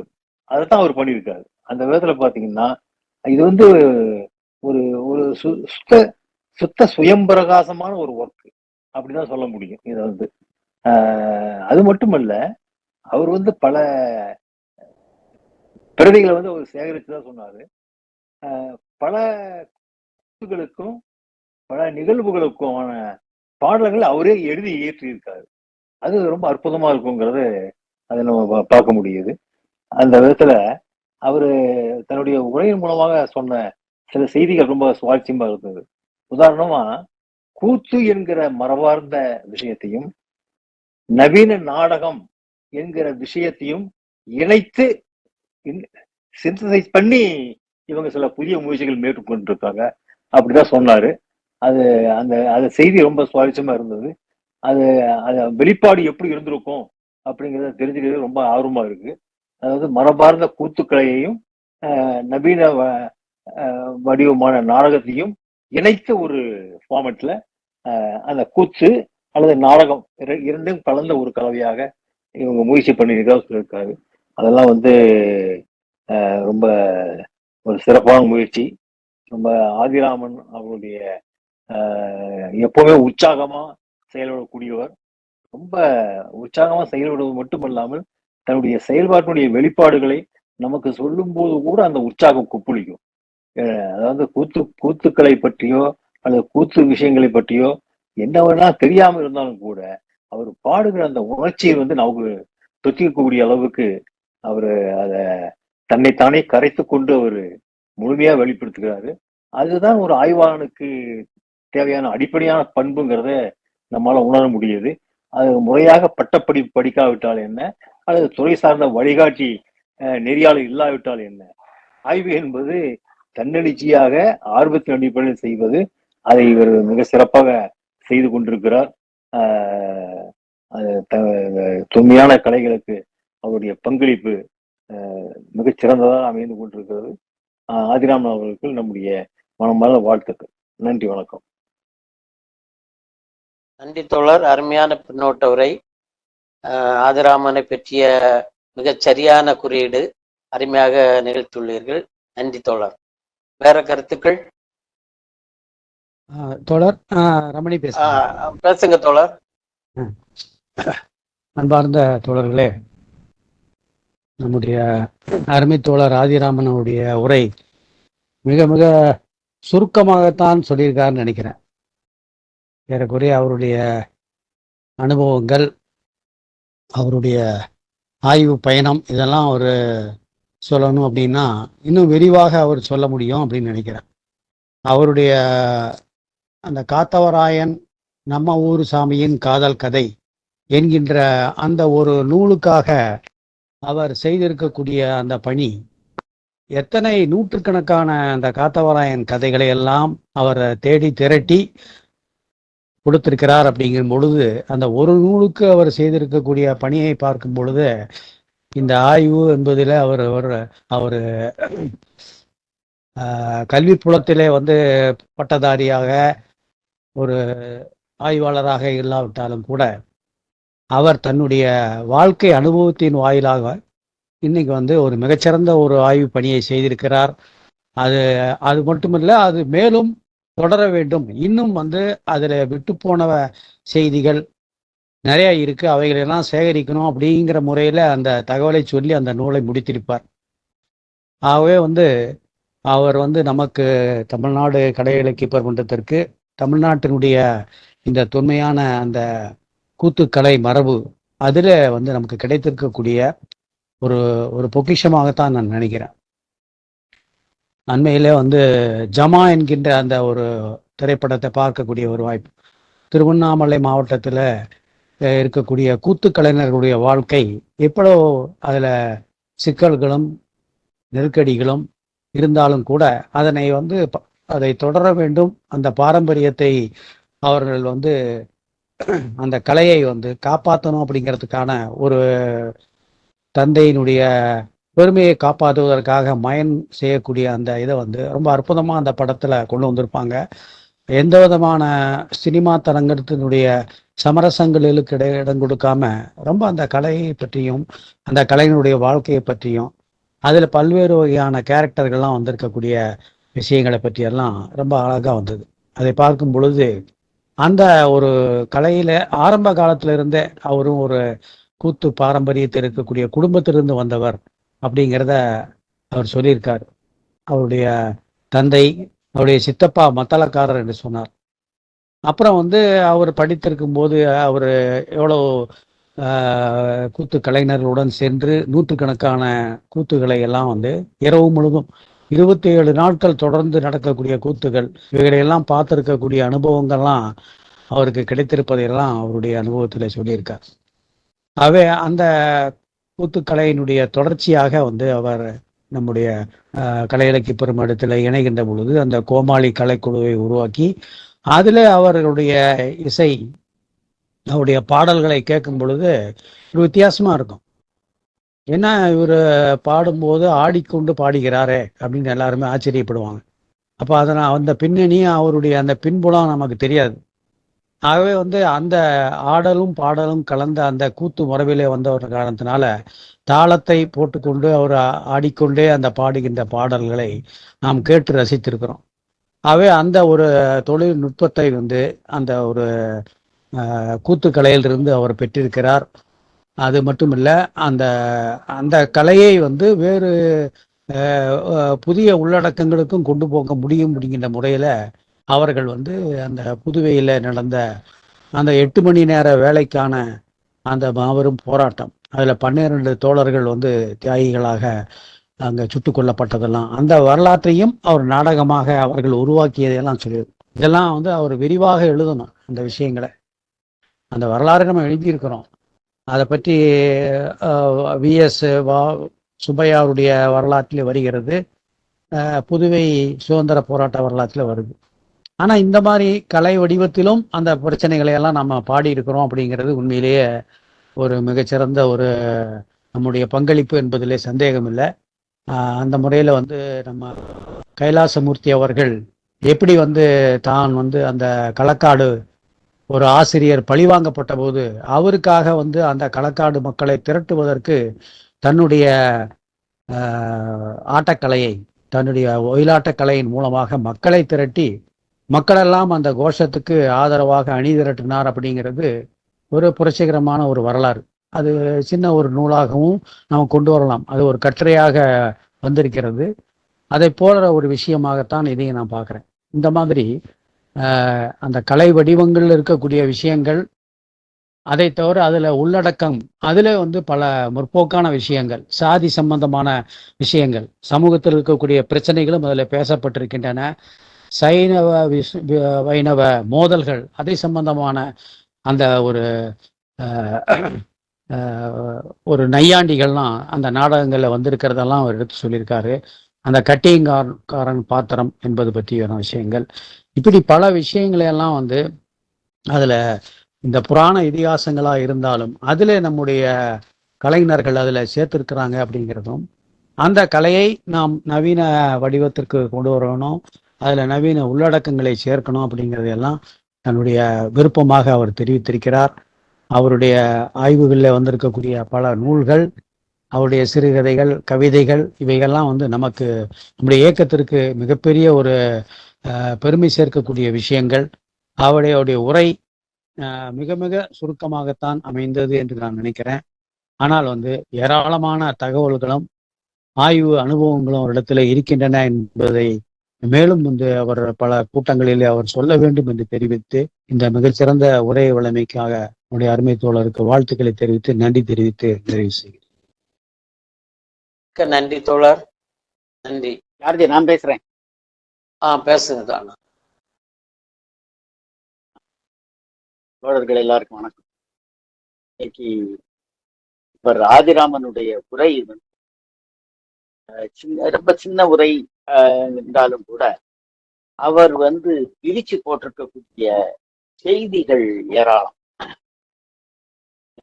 ஆய்வுக்குரிய பல்வேறு கூறுகளை அந்த அவருடைய உரையில நாம பார்க்கலாம். குறிப்பா இவர் வந்து இவர் ஒரு தெருக்கூத்து கலைஞராக இருக்கு.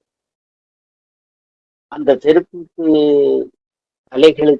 கலைக்கு பயன்படக்கூடிய அந்த பனுவல்களை, அதாவது காத்தவராயன் கதை மாதிரிப்பட்ட பனுவல்களை அவர் ஆய்வுக்காக தேர்ந்து எடுத்துக்கொண்டார். பேராசிரியர் நாபா அவர்களுடைய மரபை பின்பற்றி தம்முடைய ஆய்வை அவர் மேற்கொண்டார். இது இவ்வளவும் ரொம்ப முக்கியமானது. வழக்கமாக ஒரு கலைஞராக இருந்து கொண்டே ஆய்வை மேற்கொள்வது என்பது கள ஆய்வு செய்து ஆய்வுகளை மேற்கொள்ளக்கூடிய எங்களை போன்றவர்களை விட ஆழமாக என்பது என்னுடைய நம்பிக்கை. அதுக்கு காரணம் என்ன அப்படின்னு சொன்னா, அவருக்கு வந்து அந்த கலையில் தோய்ந்த அனுபவம், கலை நிகழ்த்தும் அனுபவம், கலையில் அந்த நிகழ்த்துகின்ற போது பல்வேறு அந்த அது வந்து ஒரு கூட்டுக்கலை, அந்த கூட்டுக்கலை பல்வேறு அங்கங்களில் அவர் வந்து பயிற்சி பெற்றிருக்கிறார். அப்ப இசையை பற்றி, அந்த கதையை பற்றி, மத்தளத்தை பற்றி, அல்லது வேறு சில கலைக்கூறுகளை பற்றி அவர் ஆய்வு மேற்கொண்டிருக்கிறது. ரொம்ப ரொம்ப ஒவ்வொரு விஷயத்தையும் அவர் வந்து எங்களை விட அதிகமாக விளக்க முடியும். அதை கரெக்டா செய்யறாரு, அதுதான் முக்கியம்.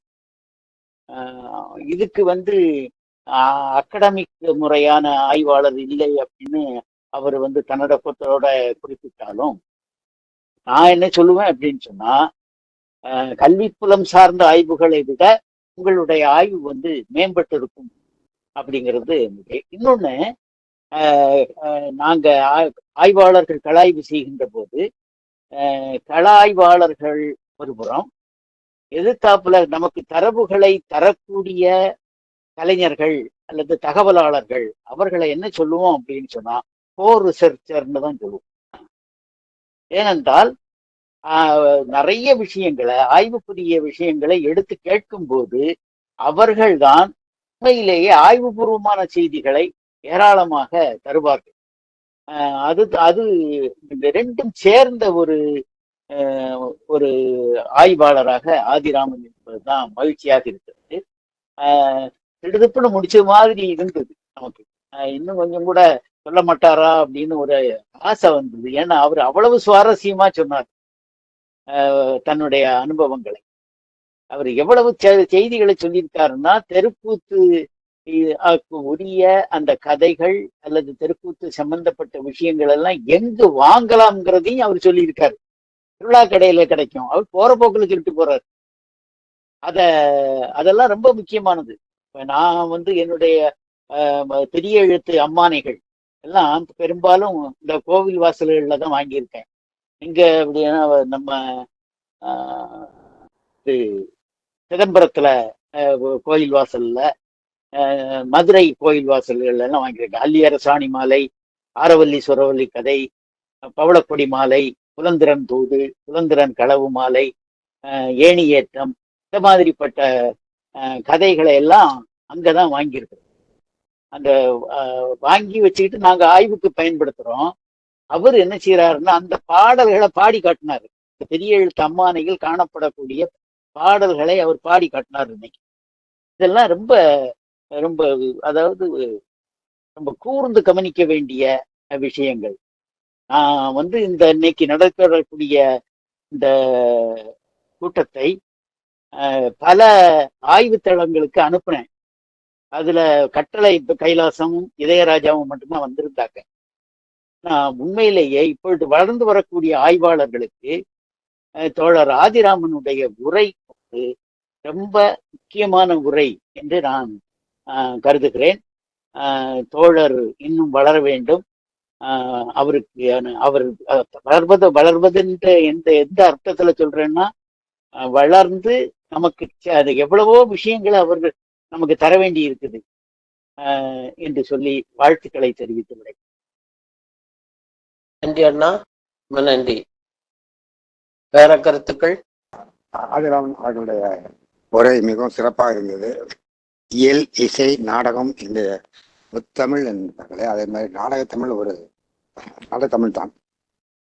நான் சிறுநாக இருந்தபொழுது கிட்டத்தட்ட 1950 வாக்கில் கிராமத்தில் பிறந்து வளர்ந்ததுனால கிராமத்தில் கூத்து நடத்துவாங்க. அதில் வந்து பார்த்தீங்கன்னா ராத்திரியில் ஆரம்பிச்சா காலைல வரை நடக்கும். வீரபாண்டி, கட்டபொம்மன் நாடகம் அது இது. எதுக்காக குறிப்பிடுறேன்னா சுதந்திரப்பட்ட வீரர் கட்டபொம்மன் பற்றி நாடகம், அதனால அதை குறிப்பிடுறேன். இப்போ நம்ம வாயாமன் அவர் பேசியது விளிம்பு நிலை மக்கள் பார்க்கக்கூடிய தெருக்கூத்து நாடகங்களை பணக்காரங்களும் போய் சினிமா தொட்டு இருக்கக்கூடிய தியேட்டர் சொல்லக்கூடிய திரையரங்களில் போய் டிக்கெட் போட்டு பார்க்கலாம். விளிம்பு நிலை மக்கள், ஏழை மக்கள் தெருவில் நடக்கிற நாடகங்களை தான் அவரால் பார்க்க இயலும். அதுக்கு மாதிரி நாடகம் நடத்துவாங்க. நாடகம் தெருக்கூத்து நாடகம் நடத்துவார்கள். இப்டா என்ற நம்முடைய முற்போக்கு இயக்கங்களை பற்றி உங்களுக்கெல்லாம் தெரிஞ்சிருக்கும். இந்திய அளவில் நாடகங்கள் எப்படி சிறப்பாக போட்டப்படணும் என்று சப்னா ஆஸ்மை என்ற சொல்லக்கூடிய வடநாட்டில் வடக்கிந்தியா சேர்ந்த ஒரு நமது முற்போக்கு கலைஞர் திருநாடகம் எப்படி நடத்தினார்கள் என்பதெல்லாம் எனக்கு இந்த நாகராமன் அவர்கள் உடைய கேட்கும்போது எனக்கு ஞாபகம் வருகிறது. அதனால் தொடர்பு பற்றி பேசுவதற்கு விரும்புகிறேன். அதாவது அது திருநாடகங்கள் மூலம் மக்களுக்கு நம்ம நல்ல போதனைகளை சொல்கிறோம். தியாகிகள் 8 மணி நேரம் போராட்டத்துக்காக வேலைக்காக போராடிய தியாகிகளுக்கு மற்ற எல்லாருக்கும் தெருவில் உள்ள மக்களுக்கு, விளிம்பு நிலை மக்களுக்கு, ஏழை மக்களுக்கு அந்த கருத்துக்கள் போய் சேருவதற்காக சொல்லப்படுகிற நாடகம். அந்த மாதிரி இருந்த பொழுது ராமசாமி என்று உங்களுக்கு எல்லாருக்கும் தெரியும். இப்போ தமிழில் MA PhD சரி, பெரியார் நாடகத்தை சிறப்பித்தை போட்டு பெரியார் நாடகத்தை சிறப்பாக நடத்தி காட்டினார்கள். அவர்கள் தமிழ்நாடு கலைஞருக்கு பெருமண்டம் மறைமாட்டில் இருக்கும் பொழுது அவருக்கு வந்து ஒரு முக்கியமான உரை என்னென்றால், சினிமாவில் நடிப்பது ஈஸி, எளியானது. நடிக்க தெரியாதல கூட அவர் நடிக்க தெரிஞ்ச மாதிரி காட்டிடுவாங்க. அவன் நாடகத்தை நடிப்பது ரொம்ப கடினம். அதனால அவர் நாடகத்தில் கலைஞர் இருந்த என்ன சொல்ற சினிமாவில் தோழி இருக்காரு கடினம். அதை வந்து அப்படியே நடிக்க காமிச்சாரு. அதனால அந்த ஒரு கடினமான நாடக கலையில தெருக்கூத்து நாடகங்களை இருந்து பயின்ற அவருடைய அனுபவங்களை பகிர்ந்து கொண்ட ஆதிராமன் அவர்களுக்கு என் மனமார்ந்த நன்றியை தெரிவித்துக் கொள்கிறேன். அடுத்து மதுரையில கலையில திரும்ப போது சிவகண்ணன் என்ற ஒரு பேராசிரியர் நாடகத்தை சிறப்பாக எடுத்து PhD பட்டம் பெற்ற தமிழாசிரியர். அது மாதிரி அமெரிக்கன் கல்லூரியிலும் பின்னால் பழனி அருள்மிகு பழனியாண்ட கல்லூரியிலும் தமிழ் துறை தலைவராக இருந்தார். அவர் நாடகம் பற்றி அருமையான பதிவுகளெல்லாம் வெளியிட்டிருக்கார். அவர் கூடுதலிடும் பறவைகள் என்ற ஒரு நாடக நூலையே வெளியிட்டிருக்கார். அவர் நான் மதுரையில ஜங்ஷன், ரயில்வே ஜங்ஷன் பக்கத்தில் உள்ள விக்டோரியா ரீகல் திரையரங்கு அதில் மேடையில் ஒரு தடவை அவர் சிவகண்ணன் நாங்கள் எல்லாம் பக்கத்தில் உட்காந்துருக்கோம். திடீர்னு இருந்துச்சு அவர் உள்ள போனார். எதுக்காக போறாருன்னு சொல்லி திடீர்னு தலையை துள்ள கட்டிட்டு நடிக்க ஆரம்பிச்சாரு. அவங்களுக்கு ரொம்ப இயல்பாக ஒரு தலையை துண்ணு பண்ணி கட்டிட்டு இயல்பாக அவர் நாடகத்தை நடிக்கும்போது எனக்கு பார்ப்பதற்கு ரொம்ப வியப்பாக இருந்தது. நாடகம் ஒரு வளர்க்கப்பட வேண்டிய கலை. திரைப்படத்துறை வந்து பிறப்பு நாடகம் அதிகமாக இல்லை. பொதுவாக நகரங்களில் பொதுவாக கூத்து நாடகங்களில் நடப்பதாக எனக்கு தெரியவில்லை. போற்றப்பட வேண்டிய ஒரு கலை தான் நாடகம். அவர் தன்னுடைய அனுபவங்களை பகிர்ந்து கொண்டிருக்கு. அவசரமாக கல்லூரியில் படித்தால்தான் பட்டம் பெற்றவர்களும் அறிவாளியும் இல்லை. இலக்கிய பேராசிரியர் ஜீவா, நான் பேராசிரியர் நான் வானாமலை இவரெல்லாம் கல்லூரியில் படித்து இன்னும் PhD படித்து கொண்டு ஆசிரியர்களை காட்டில் மிகவும் திறமையாக அவருடைய படைப்புகளை PhD பழமையான மாணவர்கள் ஆராய்கிறார்கள். அதுக்காக சொல்லுவேன். என்னுடைய கருத்துக்களை பகிர்ந்து கொள்வதற்கு வாய்ப்பு கொடுத்த தமிழ்நாடு கலைஞருக்கு பெருமதிக்கு மிகவும் நன்றியுடைய இருக்கிறேன். இந்த உரையை நிறைவு செய்கிறேன். நன்றி, வணக்கம். நன்றி தோழர், நன்றி. வேற கருத்துக்கள்? ஜார்ஜ், நான் 2 வார்த்தை பேசுறேன். பேசுங்கண்ணா. அன்பான தோழர்களே, உங்களுடைய படைப்பும் படைப்புலகும் என்ற நிகழ்ச்சி இன்றைக்கு என்னுடைய அருமை தோழர் ஆதிராமனுடைய உரையோடு நடந்து முடிந்திருக்கிறது. ஆதிராமன் நம்முடைய ஜீவனாவ சிந்தனை பள்ளியில தொடக்கம் முதல் தொடர்ச்சியாக நம்மோடு இணைந்து பயணிக்கக்கூடிய ஒரு தோழர். நிகழ்ச்சியில் இடம் இருந்தாலும் சரி, இல்லை என்றாலும் சரி, எப்போதுமே நம்முடைய நிகழ்ச்சிகளுக்கு வருவதும் அதில் பங்கெடுத்து சிறப்பிப்பதும் அவருடைய ஒரு இயல்பாகவே இருக்கிறது. அந்த வகையில் ஆதிராமனுடைய ஆய்வுலகம் என்ற இந்த தலைப்புல பேசும்போது என்னன்னா, அவருடைய சில உணர்வுகளை, சில அடிப்படைகளை நம்ம முன்னாடி அழகாட்டு எடுத்து வச்சிருக்காரு. இந்த நிகழ்ச்சியில சைமனுடைய தமிழ்த்தாய் வாழ்த்து, அதே போல சந்திரசேகர் ஒரு சின்ன கதையை சொன்னாலும் கூட மிக முக்கியமான ஒரு கருத்து, நாம் முயன்றால் முடியாதது எதுவும் இல்லை என்பதை அழகாக எடுத்து சொன்னது. அதே போல நம்முடைய ஜார்ஜினுடைய தலைமை உரை எப்போதும் போல எல்லாவற்றையும் இணைத்து இயல்பான ஒரு ஓட்டத்திலே நிகழ்ச்சியை நடத்தக்கூடிய ஆற்றல் அது வெளிப்பட்டது. இந்த நிகழ்ச்சியில முக்கியமான என்னன்னா, நான் நினைக்கக்கூடியது முக்கியமான விஷயம் நம்ம வழக்கமாக இப்போ வரக்கூடிய தோழர்கள் பலர் இருக்காங்க, எல்லாம் இருந்தாலும் கூட இன்னைக்கு உள்ள வருகையில முக்கியமான ஒரு வருகையை நான் நினைக்கக்கூடியது ஒன்று தம்பி அண்ணாதுரையினுடைய வருகை. திருவாரூர் மாவட்டம் மன்னார்குடியில் நம்முடைய பொதுவாக உள்ள எல்லா இடதுசாரி இயக்கங்களிலும் தம்பி காமராசோடு தோளோடு தோள் நிற்கக்கூடிய ஒரு அருமையான தம்பி அண்ணாதுரை. அண்ணாதுரை இன்றைக்கு இந்த நிகழ்ச்சிக்கு கலந்து கொண்டது எனக்கு அது ஒரு மிகப்பெரிய மகிழ்ச்சியை கொடுக்குது. ஏன்னா அது அண்ணாதுரையினுடைய ஆற்றல்கள் வெளிப்படக்கூடிய ஒரு இடமாக இந்த இடம் நாளைக்கு மாறக்கூடுங்கக்கூடிய நம்பிக்கை எனக்கு இருக்குது. அறிவாற்றலும் அமைப்பாற்றலும் மிக்க தம்பி அண்ணாதுரையினுடைய பங்களிப்புகளை தொடர்ச்சியாக நாம் எதிர்பார்க்கலாம் என்று நினைக்கிறேன். அதே போல இன்னொரு தம்பி ஆரல்வாய்மொழியை சார்ந்த என்னுடைய அருமை தம்பி புஷ்பராஜ், அவனையும் அழைத்து கொண்டே இருந்தேன். இன்றைக்கு இந்த நிகழ்ச்சிக்கு வந்திருக்கிறான். அதுவும் அவன் ஒரு சிறந்த பாடகன், சிறந்த நடிகன். ஆரல்வாய்மொழியிலே பாலன் இசைக்குழு, நாவா கலைக்குழு, அதிலே தன்னுடைய பள்ளி பருவம் முதல் தொடர்ச்சியாக இயங்கி வந்திருக்கக்கூடிய தம்பி புஷ்பராஜ் வந்திருக்கக்கூடியதும் இன்றைக்கு ஒரு முக்கியமான விஷயமாக நான் இந்த நிகழ்ச்சியில கருதுறேன். ஏன்னா இவங்க தொடர்ச்சியாக வருகின்ற போது அந்த ஆற்றல்கள் நமக்கு பயன்படும், நம்முடைய இயக்கத்துக்கு பயன்படும் என்ற முறையில இவங்களுடைய வருகை ரொம்ப சிறப்பு. அதே போல கலந்து கொண்ட தோழர்கள் நம்ம தோழர் காமு ஏறத்தாழ இந்த நிகழ்ச்சியை பற்றி உள்ள முத்தாய்ப்பான கருத்துக்களை புறமே வச்சுட்டார். ஏன்னா நம்முடைய ஆதிராமனை ஒரு சுயம்புவான ஆளுமை என்று அவர் குறிப்பிட்டது ரொம்ப மிகச்சரியான ஒரு விஷயம் நினைக்கிறேன். சுயம்புவான ஆளுமை, ஏன்னா வேற எந்த இதுவும் இல்லாமல் இயல்பாக வளர்ந்து வரக்கூடிய, அல்லது மிகச்சரியாக சொன்னால் நம்முடைய ஆண்டோனி கிராம்சி சொல்லக்கூடிய ஆர்கானிக் இன்டலெக்சுவல் என்று சொல்லக்கூடிய அம்சம் நம்முடைய தோழர் ஆதிராமனிடம் இருக்கிறது. அதை மிக அழகாட்டு சொன்னாங்க. அதே போல இன்னொரு கருத்தை அவங்க சொன்னதும் கூட நம்ம எல்லோருடைய ஒரு கருத்தாகவே இருப்பதற்கு வாய்ப்பு இருக்கிறது. என்னன்னா, ஒரு பல்கலைக்கழகத்தினுடைய ஆய்வை விட ஒரு மிகச்சிறந்த ஆய்வாக அவருடைய ஆய்வு உலகம் இருக்கிறது என்பதை தோழர் காமு எடுத்து சொன்னார். அதை டிட்டோ போட்டு நம்முடைய ராமச்சந்திரன் பேசும்போது நம்ம அது ஆதிராமனுடைய அந்த ஆய்வு உலகங்கிறது எவ்வளவு ஆழமானது, எவ்வளவு விரிவானது, எவ்வளவு காத்திரமானதுங்கிறது நமக்கு அருமையாட்டு எடுத்து காட்டுது. ஆதிராமன் நமக்கு கிடைச்ச ஒரு பொக்கிஷம் என்றே சொல்லலாம், ஒரு கலை பொக்கிஷம் அல்லது பண்பாட்டு பொக்கிஷம் என்றே சொல்லலாம். ஏன்னா இயல்பாகவே ஒரு நாட்டுப்புற கலைஞர் குடும்பத்தில் பிறந்து அந்த ஒரு இயல்பான உணர்ச்சியோடு வளர்ந்த ஒரு வளர்ச்சியை நம்ம பார்க்கிறோம். அப்போ அவரு சொன்ன ஒரு கருத்து ரொம்ப முக்கியமாட்டு எனக்கு படுது. என்னன்னா, கலை இலக்கிய பெருமன்றம் என்னை அடையாளம் காணுவதற்கு முன்பு இன்னொரு வார்த்தை போட்டாங்க. இப்போ கலை இலக்கிய பெருமன்றம் அடையாளம் காணுவதற்கு முன்பு பொதுவாக உள்ள தெருக்கூத்து கலைஞரோடு போவது வருவது அந்த மாதிரிப்பட்ட ஒரு அம்சத்தோடு இருந்தது.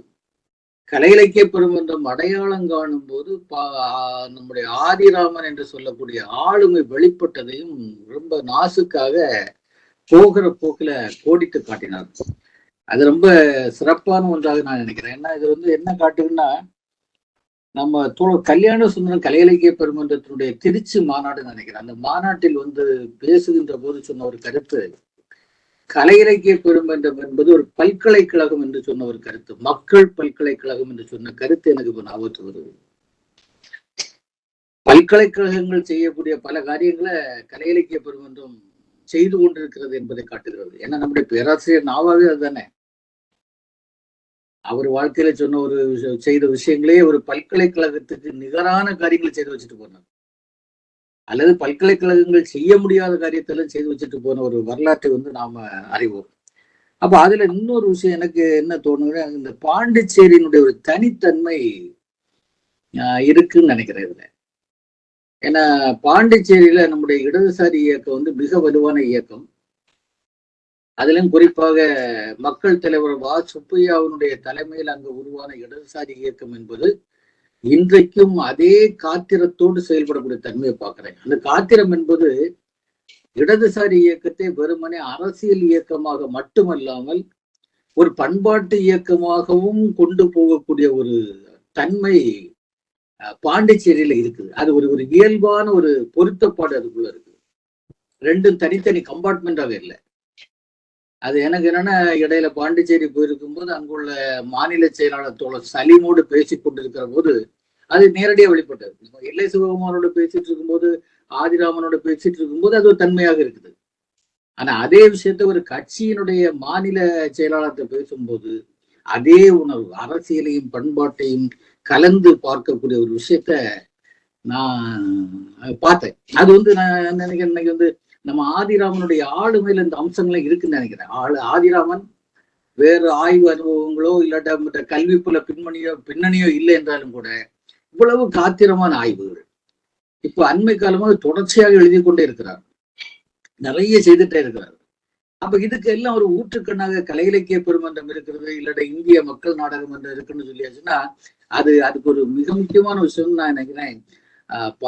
புதுச்சேரியினுடைய இடதுசாரி இயக்கத்தினுடைய ஒரு தனித்தன்மை வந்து இதுக்கு ஒரு ஆதாரமாக இருக்குது நான் நினைக்கிறேன். அந்த வகையில வந்து இந்த உரையை பற்றி இப்ப எல்லாமே தோழர் காமு, அதே போல நம்ம ரமணி தோழர் அதை விரிவாக சொன்னாங்க. ராமச்சந்திரன் அதை வந்து இன்னொரு ஒரு நாட்டார் வழக்காற்றியல் துறையினுடைய ஒரு ஒரு ஒரு ஒரு அறிஞராக இருக்கக்கூடிய நம்ம நண்பர் ராமச்சந்திரன் சொல்லும் போது அது இன்னும் ஒரு தன்மையாக வந்தது. அதே போல நம்முடைய தோழர் சுப்பிரமணியன் ஒரு ஒரு நம்முடைய இந்த இந்த இந்த கூட்டத்தில் இருக்கக்கூடிய ஒரு முதிய தோழர் நாக்பூர்ல இருந்து கொண்டு நம்முடைய நிகழ்ச்சியில் வந்து தொடர்ச்சியாக இப்ப வந்து கலந்து கொண்டிருக்கிறார். அவர் மதுரை சார்ந்த தோழர். அவரும் தன்னுடைய அனுபவங்களோடு இந்த விஷயங்கள் எல்லாம் சொல்லும் போது என்னன்னா, இன்றைய நிகழ்ச்சியில வந்து ஒரு ஒரு என்ன சொல்றது, ஒரு நல்ல ஒரு நிறைவான ஒரு விஷயத்த வந்து இன்னைக்கு நம்ம ஆதிராமனுடைய உரை நமக்கு தந்திருக்குது. அது நம்ம வந்து தனிப்பட்ட முறையில பல்கலைக்கழகத்தினுடைய பட்டப்படிப்போ இல்லாட்ட மற்ற காரியங்களோ தேவையில்லை. அது இல்லாமலே நாம் எல்லோரும் ஆய்வுல இறங்க முடியும். அதே போல நாட்டார் வழக்காற்றியல் துறையில யார் வேண்டுமானாலும் இறங்கலாம். அதற்கு வேற எந்த முகாந்திரமும் தேவையில்லை என்பதையெல்லாம் நமக்கு எடுத்துக்காட்டக்கூடிய அளவுக்கு நம்முடைய ஆதிராமனுடைய இந்த திறன்கள் வெளிப்படுது. ஒரு வகையில நமக்கு வந்து ஆதிராமன் வந்து கல்லூரியிலேயோ பல்கலைக்கழகத்திலோ இல்லைன்னாலும் கூட சாதாரணமாக ஒரு ஒரு ஒரு முனைவர் பட்டத்தை வழங்கக்கூடிய அளவுக்கு அவருடைய வாழ்க்கை, அவருடைய படைப்புகள், அவருடைய ஆய்வுகள் எல்லாம் இருக்குன்னு நான் நினைக்கிறேன். அதனால எதிர்காலம் அவருக்கு அத்தகைய அங்கீகாரங்களையும் வழங்கும் என்ற ஒரு எண்ணமும் நம்பிக்கையும் எனக்கு இருக்கிறது. கலந்து கொண்ட தோழர்கள் எல்லோருக்கும், இந்த மெய்நிகர் மேடையில் கலந்து கொண்ட எல்லா தோழர்கள், அதே போல முகநூல் நிறையில் கலந்து கொண்ட எல்லா தோழர்களுக்கும் ஜீவனவ சிந்தனை பள்ளியின் சார்பில் அன்பான வணக்கங்களையும் நன்றிகளையும் தெரிவித்து, ஆதிராமனுக்கு தனிப்பட்ட முறையில் இன்றைய நிகழ்ச்சிக்கு வந்து இந்த நிகழ்வை நடத்தி தந்தமைக்கு நான் நன்றி சொல்ல வேண்டும். காரணம் என்னவென்று சொன்னால், 2 மாதத்திற்கு முன்பாகவே இந்த படைப்புலகம் என்ற தலைப்பிலே பேசுவதற்கு, என் எழுத்துலகம் என்ற தலைப்பில் பேசுவதற்கு நம்முடைய தோழர் எல்லை சிவகுமார் அவர்களிடம் பேசியிருந்தேன். இந்த மாத நிகழ்ச்சியை உறுதிப்படுத்தும் போதும் அவரிடம் பேசினேன். நிகழ்ச்சியை பேசி இந்த 14ஆம் தேதி வைத்துக் கொள்ளலாம் என்று சொல்லும் போது அவருடைய ஒரு சின்ன ஒரு தயக்கம் இருந்தது. அந்த தயக்கம் எனக்கு உடனடியாக தெரியவில்லை என்ன தயக்கம் என்று. கொஞ்சம் தயங்கினா அப்புறம் நம்ம பேசிடலாம் தோழர் என்று சொன்னார். நானும் நிகழ்ச்சிகள்லாம் போட்டு போஸ்டர் எல்லாம் ரெடி பண்ணிட்டேன். ஏன்னா இப்ப நமக்கு போஸ்டர் போட்டு தந்திருக்கக்கூடிய தோழர் அவர் ஆஸ்திரேலியாவுக்கு பயணமாவதால் முன்கூட்டியே நான் போஸ்டர்ல போட்டு வச்சாச்சு. ஆனா அதுக்கு பிறகுதான் எனக்கு நம்ம தோழர் ஆதிராமன் பேசிட்டு இருக்கும்போது சொன்னாரு, அவருக்கு பையனுக்கு திருமண ஏற்பாடுகள் நடந்துட்டு இருக்குன்னு சொன்னாரு. அப்புறம் திடீர்னு நம்ம தோழர் சிவகுமார் அந்த குறிப்பிட்ட தேதியில இன்றைக்கு அவருக்கு வேற முக்கியமான வேலைகள் வந்ததால் இந்த நிகழ்ச்சியில் என்னால் கலந்து கொள்ள முடியவில்லை என்று வருத்தம் தெரிவித்து எனக்கு செய்தி அனுப்பினார். அப்படி வரும்போது நான் என்ன செய்யன்னு தெரியல. எனக்கு ஒரு ரெண்டு நாள் தான் இருக்கு. இன்னொன்னு அவர் நமக்கு போஸ்டர் போட்டு தரக்கூடிய தம்பி ஆஸ்திரேலியா கிளம்புவதற்கான அந்த ஏற்பாடுகள் இருக்கிறார். அந்த கொஞ்ச நேரத்துக்குள்ள ஒரு மணிக்கூருக்குள்ள அந்த நிகழ்ச்சியை மாற்றி அமைப்பதற்காக நான் முயற்சி செய்யும் போது நம்ம தோழர் ஆதிராமனை அணுகினேன், விஷயத்த சொன்னேன். நான் வருகிறேன் என்று இந்த நிகழ்ச்சி இன்னைக்கு ரொம்ப காத்திரமாகவும் கச்சிதமாகவும் நடத்தி தந்திருக்கிறார். அந்த வகையில் அவருக்கும் தனிப்பட்ட முறையில் என்னுடைய நன்றிகளையும் வணக்கங்களையும் தெரிவித்து முடிக்கின்றேன். நன்றி, வணக்கம். நன்றி அண்ணா. வேற இந்த நிகழ்ச்சியை பற்றி கருத்துக்கள் கூற வேற யாராவது தோழர்கள் இருக்குங்களா? மருது நாகராஜன் பேசுறீங்களா? பேசுங்க. தோழர், இடையில இணையம் கட்டாயி எனக்கு வந்துச்சு. சரி சரி. அவன் தோழர் காம தோழர், அதுக்கப்புறம் ராமச்சந்திரன் தோழர் பேசிக்கிட்டு அதுக்கப்புறம் பேசலான்னு இருந்தேன். அந்த நேரத்துல எனக்கு தொடர்ந்து இணையம் கட்டாயிருச்சு. பேசுறது கேக்குதா தோழர்? தெருவுல வேற அந்த விநாயகர் சதுர்த்தி, அதுமா தெருவுல வேற அதை இன்னைக்கு எடுத்துட்டு போறதுனால கொஞ்சம் சரியா கேட்க முடியல. அவருடைய அந்த தோழர் பேசுனது அதை குறித்து கருத்து சொல்ல நினைச்சேன். சரி, பரவாயில்ல. முதல்ல அவரு தோழர் சந்திரசேகரன் அவங்க அந்த 5ஆம் வகுப்புல படித்த அந்த கதையை பத்தி சொன்னாங்க, நல்லா இருந்தது. முயற்சி திருவினையாக்கும் அப்படிங்கிற அந்த பொருண்மையில அவர் அழகா தமிழ் படுத்தி பேசினாரு, நல்லா இருந்தது. அவருடைய பாரதி பாடலும் மிக சிறப்பா இருந்தது. நானும் என்னுடைய குழந்தை 2 பேருமே கேட்டோம் அந்த பாட்டை. மிக அற்புதமா அந்த குரல் வளம் இருந்தது. அவருக்கு என்னுடைய வாழ்த்துக்களும் நன்றியும். அதன் பிறகு ஆதிராம் தோழர் எப்பவுமே பாத்தீங்கன்னா எனக்கு அவருடைய பாடலும் நாட்டுப்புற பாடலும் கேட்க எனக்கு ரொம்ப அற்புதமா இருக்கும்.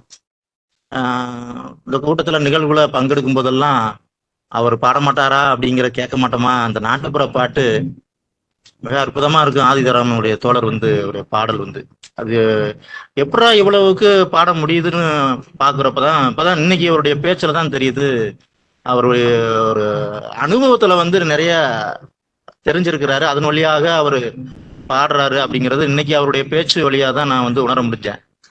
நல்ல ஒரு தெரு கூத்தை பத்தி இவ்வளவு அற்புதமாக பேசினாரு.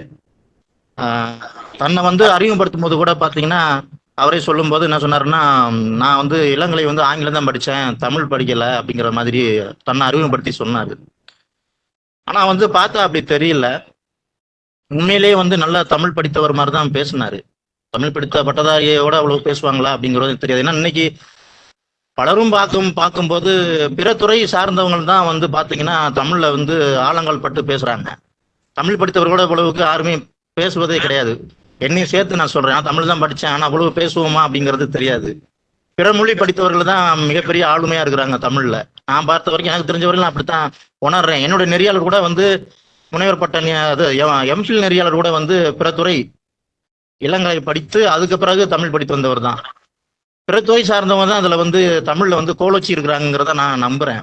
அந்த வகையில ஆதிராம் தோழர் அப்படித்தான் இருக்கிறாருன்னு நான் நினைக்கிறேன். அவருடைய தலைப்புக்கு தகுந்த மாதிரி அவருடைய அனுபவத்தை பேசினாரு. தெருக்கூத்து கலைஞர்களோட அவர் எந்த அளவுக்கு தெருக்கூத்து கலைஞரோட பழக்கமானாரு, அந்த தெருக்கூத்து கலைஞரோட பழக்கமாகி அதுல இருந்து தன்னை எப்படி அதுல முழுமையா ஈடுபட்டு அதன் பிறகு அவர் நடிக்க ஆரம்பிச்சது, அவர் எழுத ஆரம்பிச்சது, இதெல்லாம் வந்து அவருடைய பேச்சில் நான் வந்து தெரிஞ்சுக்கிட்டது. அவர் நாடகங்கள் எழுதுனது, அப்புறம் வந்து ஆசீவகம் பத்தி பேசினாரு, அப்புறம் கட்டியங்காரனை பத்தி மிக முக்கியமா பேசினாரு. அவர் கட்டியங்காரனை பத்தி பேசுறப்போ எனக்கு சில நாடகங்கள்ல வந்து கட்டியக்காரங்களுடைய பாத்திரம் எனக்கு மிக பிடிக்கும். அதவே நான் வந்து நாடகங்கள்ல பார்ப்பேன். அந்த கட்டியக்காரன் வந்து கிண்டல் நையாண்டி அந்த அந்த மெய்ப்பாடு வெளிப்பாடு நடிப்பு இருக்கு இல்லையா, அந்த கட்டியங்காரன் வந்து அந்த நடிப்புலேயே வந்து குழந்தைகளை வந்து ஈர்க்கக்கூடிய வகையில இருக்கும்.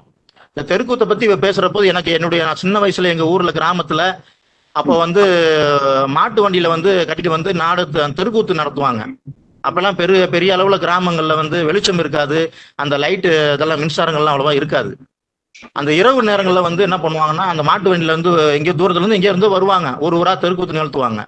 இது ஒரு பேச்சு மூலியமே எனக்கு அந்த நினைவு அங்க போச்சு. எனக்கு எங்க ஊர்ல நடந்த நிகழ்வு நான் சின்ன வயசுல இருக்கும்போது நான் போய் பார்த்தேன் நாடகம். அவர் பேசும்போது எனக்கு அந்த நினைவு அப்படியே போயிட்டே இருந்தது.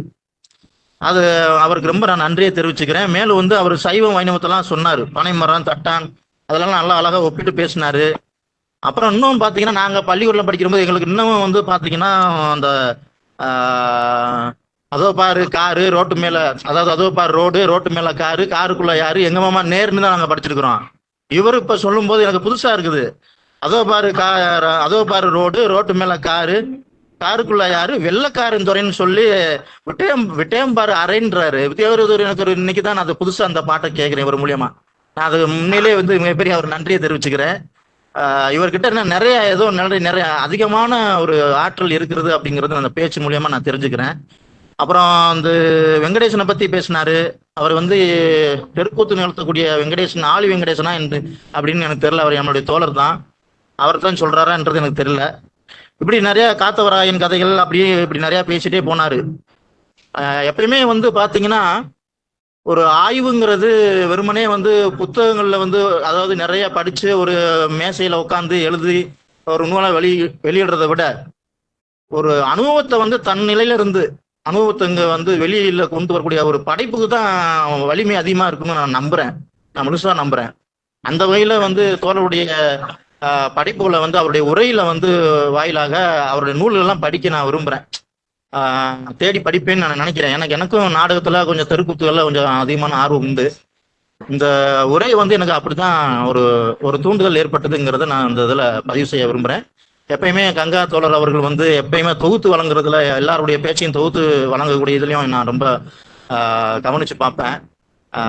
மற்றபடி எல்லாருமே வந்து நெறிப்படுத்தக்கூடிய ஜார்ஜ் தோழர் எல்லாருமே பேசினது இவங்க அற்புதமா இருந்தது. அது வந்து பின்னூட்டம் தந்த காமு தோழர் அவங்களுடைய பேசினதும் அவர் சொன்னது மாதிரி வந்து இந்த தோழர்கள் சுயம்புங்கிற அந்த வார்த்தையை சொன்னார். உண்மையிலே ஆதிதராம தோழர் வந்து அவருக்கு காமு சொன்னது போல தோழர் சொன்னது போல சுயம்பாகத்தான் செயல்படுகிறார். அவருக்கு என்னுடைய வாழ்த்தும் நன்றியும். வாய்ப்பு கொடுத்த அனைவருக்கும் நன்றி. நன்றி தோழர். வேற ஏதாவது கருத்துக்கள் பேச வர்றீங்களா தோழர்? வேற படைப்புகள் யார்கிட்ட படைப்புகள் இருக்கா தோழர்? தோழர்களே, 291வது ஜீவானாவா சிந்தனை பள்ளியினுடைய 23வது என் படைப்புலகம் என்ற நிகழ்வில் இன்று தமிழ்தாய் வாழ்த்து பாடிய என்னுடைய அருமை நண்பன் சைமன் அவர்களுக்கும், அருமையான ஒரு கதையை சொல்லி ஒரு பாடலும் பாடிய என்னுடைய அருமை தோழர் நீடாமங்கலம் சந்திரசேகர் அவர்களுக்கும், உரை நிகழ்த்திய தோழர் ஆதிராமன் அவர்களுக்கும், வெப்பக்ஸில் கலந்து கொண்ட தோழர்கள், முகநூலின் வழி கலந்து கொண்ட அத்தனை தோழர்களுக்கும் அனைவருக்கும் ஜீவானாவா சிந்தனை பள்ளியின் சார்பான அன்பான வணக்கத்தினையும் வாழ்த்துக்களையும் தெரிவித்துக் கொண்டு முடிக்கின்றேன். நன்றி, வணக்கம். அப்போ நிகழ்ச்சியை நான் முடிவு கொண்டு வரேன். எல்லோருக்கும் வணக்கங்கள், எல்லோருக்கும் வாழ்த்துக்கள்.